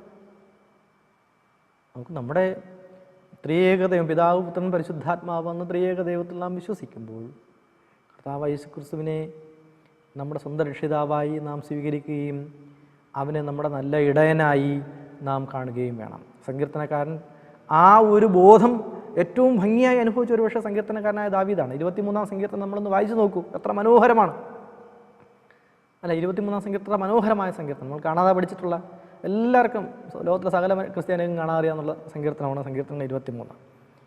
യഹോവ എൻ്റെ ഇടയനാകുന്നു അല്ലേ? ആ ഒരു നല്ല ഇടയനെ നമുക്കവിടെ കണ്ടെത്താൻ കഴിയും. തീർച്ചയായും കർത്താവ് യേശുക്രിസ്തു ഒരു നല്ല ഇടയനായി നമ്മുടെ ഓരോരുത്തരുടെയും ജീവിതങ്ങളുടെ മുമ്പാകെ നടക്കുന്നുണ്ട്. അവൻ തൻ്റെ വടിയും കോലും കൊണ്ട് നമ്മെ ആശ്വസിപ്പിക്കുകയും നാം കാണിച്ചു തരികയും ചെയ്യുന്ന നീതിയുടെ മാർഗത്തിലൂടെ നാം സഞ്ചരിക്കുക. പരസ്പരം സ്നേഹിക്കുക. സ്നേഹിക്കുകയല്ലാതെ മനുഷ്യന് ഈ ഭൂമിയിൽ ഒന്നുകൊണ്ടും ഒരു പ്രയോജനവും ഇല്ല. ഒന്നുകൊണ്ടും ഒരു പ്രയോജനമില്ല. ചുമ്മാ പരസ്പരം വഴക്കുണ്ടാക്കുകയും പരസ്പരം സ്പർദ്ധ കാണിക്കുകയും പരസ്പരം വിരോധം കാണിക്കുകയും എന്താണ് നമുക്ക് നമ്മളെ തന്നെ സ്വയം നശിപ്പിക്കാൻ കഴിയും എന്നുള്ളതല്ലാതെ മറ്റൊന്നുകൊണ്ടും ഈ വിരോധങ്ങൾക്കോ വഴക്കുകൾക്കോ ഗുണമില്ല. കർത്താവ് യേശുക്രിസ്തു പറഞ്ഞു, ദൈവം സ്നേഹമാകുന്നു. തൻ്റെ ഏകജാതനായ പുത്രനിൽ വിശ്വസിക്കുന്ന ഏവനും നശിച്ചു പോകാതെ നിത്യജീവൻ പ്രാപിക്കേണ്ടതിന് ദൈവം അവന് നൽകുവാൻ തക്കവണ്ണം ലോകത്തെ സ്നേഹിച്ചു.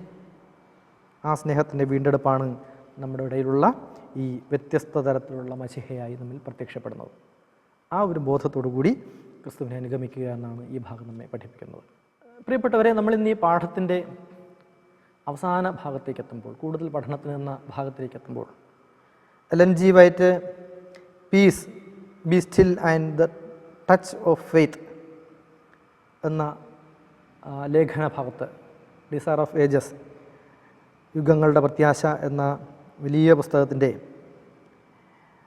333 മുതൽ 348 വരെയുള്ള പുറങ്ങളിൽ സമാധാനത്തിൽ നിലനിൽക്കുക, ദ ടച്ച് ഓഫ് ഫെയ്ത്ത്, വിശ്വാസത്തിൻ്റെ സ്പർശം എന്ന ഭാഗത്ത് ഇപ്രകാരം എഴുതിയിരിക്കുന്നു: ലോകത്തോടും അതിൻ്റെ അനുഷ്ഠാനങ്ങളോടും രീതികളോടും യോജിക്കാത്ത ഒരു ജീവിതമായിരിക്കണം ദൈവത്തിൻ്റെ പരിശീലന കളരിയിൽ അഭ്യസിക്കുന്നവർ പ്രദർശിപ്പിക്കേണ്ടത്. ദൈവിക പരിജ്ഞാനം പ്രാപിക്കുന്നതിന് വ്യക്തിപരമായ അനുഭവം ആവശ്യമാണ്. ദൈവം നമ്മോട് സംസാരിക്കുന്നത് നാം വ്യക്തിപരമായി അനുഭവിച്ചറിയേണ്ടിയിരിക്കുന്നു. മറ്റെല്ലാ ശബ്ദവും നിശ്ചലമാകുമ്പോൾ ദൈവത്തിൻ്റെ ശബ്ദം നമുക്ക് വ്യക്തമായി കേൾക്കാൻ കഴിയും. വിശുദ്ധ വേദപുസ്തകം പറയുന്നു, സങ്കീർത്തനങ്ങൾ 46:10, മിണ്ടാതിരുന്ന് ഞാൻ ദൈവമെന്ന് അറിഞ്ഞുകൊള്ളുവിൻ. പ്രിയമുള്ളവരെ, ദൈവം നമ്മുടെ ഓരോരുത്തരുടെയും ജീവിതത്തിൽ കർത്താവായ യേശുക്രിസ്തുവിൻ്റെ ഭാവം പകർത്തി സൗരഭ്യവാസനയുള്ള ഒരു യാഗവസ്തുവായി നമ്മെ സൃഷ്ടിക്കുവാൻ, മാറ്റുവാൻ അല്ലേ ആ ദൈവം ആഗ്രഹിക്കുന്നു. നാം ക്രിസ്തുവിലാകുക എന്നുള്ളതാണ്. ഒരുവൻ ക്രിസ്തുവിലായാലോ അവൻ പുതിയ സൃഷ്ടിയാണ്. പഴയത് കഴിഞ്ഞു പോയി, പുതിയ സൃഷ്ടിയാവുക. ഒരു മെറ്റമോർഫോസിന് വിധേയമാകും. ഒരു രൂപാന്തരത്വം നമ്മിൽ ആവശ്യമാണ്. നമ്മളിന്നായിരിക്കുന്ന ഈ ലോകത്തിലെ, ഭൗതിക ലോകത്തിലെ പലതിനെയും ആശ്രയിച്ച് തന്നെയാണ് നമ്മൾ ജീവിക്കുന്നത്. നമ്മുടെ വസ്ത്രവും നമ്മുടെ ഭക്ഷണവും നമ്മുടെ ജീവിതവും നമ്മുടെ ധനവും സമ്പത്തും നമ്മുടെ കുടുംബവും ബന്ധങ്ങളും അല്ലേ, അതിനെയൊക്കെ വിട്ടിട്ട് നമുക്കൊരു ലോകത്തിൽ പരസ്പരാശ്രയത്വമില്ലാതെ ഈ ഭൂമിയിൽ ജീവിക്കാനാവില്ല. പക്ഷേ അതിനേക്കാളും എല്ലാത്തിനും മുകളിൽ ദൈവം നമുക്ക് തലയായിരിക്കുമ്പോൾ, അവൻ നമുക്ക് ഇടയനായിരിക്കുമ്പോൾ നമ്മുടെ എല്ലാ അസംതൃപ്തമായ ജീവിതങ്ങളിൽ നിന്നും അവൻ നമുക്ക് വിമോചനം നൽകും എന്നാണ് ഇന്ന് നമ്മൾ പഠിച്ച എല്ലാ ഭാഗങ്ങളും നമ്മെ പഠിപ്പിക്കുന്നത്. വിശ്വസിക്കുക മാത്രം ചെയ്യുക. ഒരാൾ കർത്താവ് യേശുക്രിസ്തു തുടരണമെന്ന് ആഗ്രഹിച്ചു, മറ്റൊരാൾ യേശുക്രിസ്തുവിനെ തുടരണമെന്ന് ആഗ്രഹിച്ചു. ഒരാൾ യേശുക്രിസ്തുവിൻ്റെ പേര് കേട്ടപ്പോൾ തന്നെ ഭയപ്പെട്ടു. ഒരാൾ യേശുക്രിസ്തുവിൻ്റെ അരികിലേക്ക് മനസ്സുകൊണ്ട് മന്ത്രിച്ചു, എനിക്ക് സൗഖ്യം വരണമേ എന്ന്. നോക്കൂ, അങ്ങനെ എത്ര മനുഷ്യർ നമ്മുടെ മുമ്പിലാണ് കർത്താവ് യേശുക്രിസ്തു എന്നെങ്കിൽ ഓടിച്ചെന്ന് കെട്ടിപ്പിടിക്കാൻ നമ്മൾ ആഗ്രഹിക്കില്ലേ? പാപമോചനം എന്നുള്ളത് നമ്മൾ ആഗ്രഹിക്കില്ലേ? ആലോചിച്ച് നോക്കൂ, നമ്മളൊന്ന് സങ്കല്പിച്ചോ. കർത്താവ് യേശുക്രിസ്തു വീണ്ടും വരാൻ അധികം നാളില്ല പ്രിയമുള്ളവരെ. രാജ്യത്തിൻ്റെ ഈ സുവിശേഷം സകല ജാതികളും സാക്ഷ്യമായി പ്രസംഗിക്കപ്പെടുമ്പോൾ ലോകത്തിൻ്റെ അവസാനം വരുമെന്ന് വേദപുസ്തകം പറയുന്നു. നമ്മളും ആ വലിയ വേലയുടെ ഭാഗമായാണ് ഈ പ്രവർത്തനം നടത്തുന്നത്. ഒരുപക്ഷേ ഈ ഏദൻ TV നമ്മുടെ മുമ്പിൽ അവതരിപ്പിക്കുന്ന ഈ ശാബ സ്കൂൾ പാഠങ്ങൾ നമ്മുടെ ഓരോരുത്തരുടെയും കൺമുമ്പിൽ നമ്മുടെ ചെവികളിൽ എത്തിച്ചേരുമ്പോൾ ഇതിലൂടെ കേൾക്കുന്ന വചനം പല അധ്യാപകരിലൂടെ, പല പാഠങ്ങളിലൂടെ, ഇത് നമുക്ക് വേണ്ടി തയ്യാറാക്കി തന്ന നമ്മുടെ സഭയിലെ പുരോഹിതന്മാരിലൂടെ ഒക്കെ ദൈവത്തിൻ്റെ മാറ്റമില്ലാത്ത വചനം നമ്മുടെ ഓരോരുത്തരുടെയും ചെവികളിലേക്ക് കേൾക്കുമ്പോൾ വി ഷുഡ് ചേഞ്ച്. നമ്മൾ മാറേണ്ടിയിരിക്കുന്നു. നമ്മളൊരു രൂപാന്തരത്വത്തിന് വിധേയമാകേണ്ടിയിരിക്കുന്നു. ക്രിസ്തുവിൽ ജീവിക്കുന്നവർ ആകേണ്ടിയിരിക്കുന്നു. ക്രിസ്തുവിൽ സ്വതന്ത്രരാക്കപ്പെട്ടവർ ആകേണ്ടിയിരിക്കുന്നു. കർത്താവ് യേശുക്രിസ്തു തന്നെ പറഞ്ഞു, ഓരോ മനുഷ്യനും ഓരോ വ്യക്തിത്വങ്ങളാണ്. ഓരോരുത്തരും അവനവൻ്റെ പ്രവൃത്തിക്ക് തക്കവണ്ണം കൊടുപ്പാൻ പ്രതിഫലം എൻ്റെ പക്കൽ ഉണ്ട് എന്നാണ് കർത്താവ് യേശുക്രിസ്തു പറഞ്ഞത്. ആരെയും അങ്ങോട്ടും ഇങ്ങോട്ടും പരിഗണിക്കുന്നില്ല. അതുകൊണ്ടാണ് LNG വൈറ്റ് പറയുന്നത്, peace be still, feel the touch of faith. വിശ്വാസത്തിൻ്റെ സ്പർശത്തിനെ അനുഭവിച്ചുകൊണ്ട് സമാധാനത്തിൽ നിന്നുകൊണ്ട് ക്രിസ്തുവിലേക്ക് കടന്നു ചെല്ലുക. ഒരുപാട് കാലങ്ങളൊന്നും ബാക്കിയില്ല. ബാക്കിയുള്ള കാലത്ത് നമുക്ക് കർത്താവ് യേശു ക്രിസ്തുവിൽ വിശ്വസിച്ചുകൊണ്ട് സകല ജാതികൾക്കും സാക്ഷ്യമായി സുവിശേഷത്തെ പ്രസംഗിച്ചുകൊണ്ട് കർത്താവ് യേശു ക്രിസ്തുവിൻ്റെ വീണ്ടും വരവിന് വേണ്ടി കാത്തിരുന്നുകൊണ്ട് അവനോട് പ്രാർത്ഥിക്കാം. ദൈവം നമ്മെയും നമ്മുടെ വിശ്വാസ സമൂഹത്തെയും സഭയെയും നേതൃത്വങ്ങളെയും ലോകത്തുള്ള സകല മനുഷ്യരെയും അവരുടെ വിശ്വാസ ജീവിതങ്ങളെയും അനുഗ്രഹിക്കുമാറാകട്ടെ എന്ന് ആത്മാർത്ഥമായി പ്രാർത്ഥിച്ചുകൊണ്ട് പാഠം അവസാനിപ്പിക്കുന്നു. ദൈവം നമ്മെ എല്ലാവരെയും അനുഗ്രഹിക്കുകയും കാത്തുസൂക്ഷിക്കുകയും ചെയ്യുമാറാകട്ടെ. ആമേൻ. നമുക്ക് പ്രാർത്ഥിക്കാം. സർവശക്തനും മഹാകാരുണ്യവാനും അടിയങ്ങളുടെ ജീവൻ്റെ ഉടമസ്ഥനുമായ സ്വർഗീയ ദൈവമേ, നല്ലതും മനോഹരവുമായ ഈ സന്ദർഭത്തിനായി നന്ദിയുള്ള ഹൃദയത്തോടെ സ്തോത്രം. നാഥ, അടിയങ്ങളുടെ ജീവിതത്തിൽ സംഭവിക്കാനിരിക്കുന്നത് എന്താണെന്ന് അടിയങ്ങൾ അറിയുന്നില്ല. നാളിതുവരെയും സംഭവിച്ചതൊക്കെയും അങ്ങറിയാതെ ഒന്നുമില്ല എന്നും അടിയങ്ങൾ അറിയുന്നു. ലോകമൊക്കെയും ഭൂമി പൊടിപൊടെ പൊട്ടുന്നു, കിറുകിറെ കീറുന്നു, മത്തനെ പോലെ ചാഞ്ചാടുന്നു. അനേകായിരം മനുഷ്യരെ ഭൂമിയിൽ നിന്ന് തുടച്ചു മാറ്റുന്നു. ബന്ധങ്ങൾ നശിച്ചു പോകുന്നു. മനുഷ്യരല്ലാതായിത്തീരുന്നു. കർത്താവേ, ലോകത്തിൽ അങ്ങനെ എന്തൊക്കെയോ ദാരുണമായത് സംഭവിക്കുമ്പോൾ കർത്താവായ യേശു ക്രിസ്തുവിൻ്റെ വീണ്ടും വരവ് എത്രയും വേഗം ആയി എന്ന് അടിയങ്ങളെ മനസ്സിലാക്കുന്നു. പിതാവേ, അങ്ങ് അടിയങ്ങളോട് കൽപ്പിച്ചതുപോലെ വിശ്വസിക്കുക മാത്രം ചെയ്തുകൊണ്ട് പൂർണ്ണ ഹൃദയത്തോടെ, പൂർണ്ണ മനസ്സോടെ, പൂർണ്ണ ആരാധനയോടുകൂടെ അങ്ങേ ആരാധിച്ച് മഹത്വപ്പെടുത്തി, അങ്ങയിൽ സ്നേഹിച്ച്, അങ്ങയിൽ വിശ്വസിച്ച്, അങ്ങയുടെ പ്രിയപുത്രൻ കാൽവലിച്ചവരും ജീവരക്തത്തിൽ വിശ്വസിച്ച് പിതാവേ, അങ്ങയുടെ ആത്മാവിനെ അടിയങ്ങളിലേക്ക് പകർന്ന് അടിയങ്ങളെ ഓരോരുത്തരെയും കരുതി കാത്തുകൊണ്ട് നീ അനുഗ്രഹിക്കുമാറാകണമേ എന്ന് പ്രാർത്ഥിക്കുന്ന പ്രകാരം ജീവിപ്പാനുള്ളതായ ഒരു ഹൃദയം അടിയങ്ങൾക്ക് നൽകുമാറാകണമേ എന്ന് പ്രാർത്ഥിക്കുന്നു. ദേശദേശാന്തരങ്ങളിൽ നിന്ന് അങ്ങയുടെ വചനം കേൾക്കുന്ന അങ്ങയുടെ സർവ്വ ജനസമൂഹത്തെയും തിരുക്കരങ്ങൾ നൽകുന്നു. അങ്ങയുടെ വേലക്കാരെ തിരുക്കരങ്ങൾ നൽകുന്നു. ഏദൻ TV തിരുക്കരങ്ങൾ സമർപ്പിക്കുന്നു. അതിൻ്റെ പിന്നണിയിൽ നിന്ന് പ്രവർത്തിക്കുന്ന എല്ലാവരെയും അനുഗ്രഹിക്കുമാറാകണമേ. അങ്ങയുടെ വചനം സംസാരിക്കുന്ന എല്ലാ അധ്യാപകരെയും അനുഗ്രഹിക്കുമാറാകണമേ. കേൾക്കുന്ന സകല ജനങ്ങളെയും അനുഗ്രഹിക്കുമാറാകണമേ.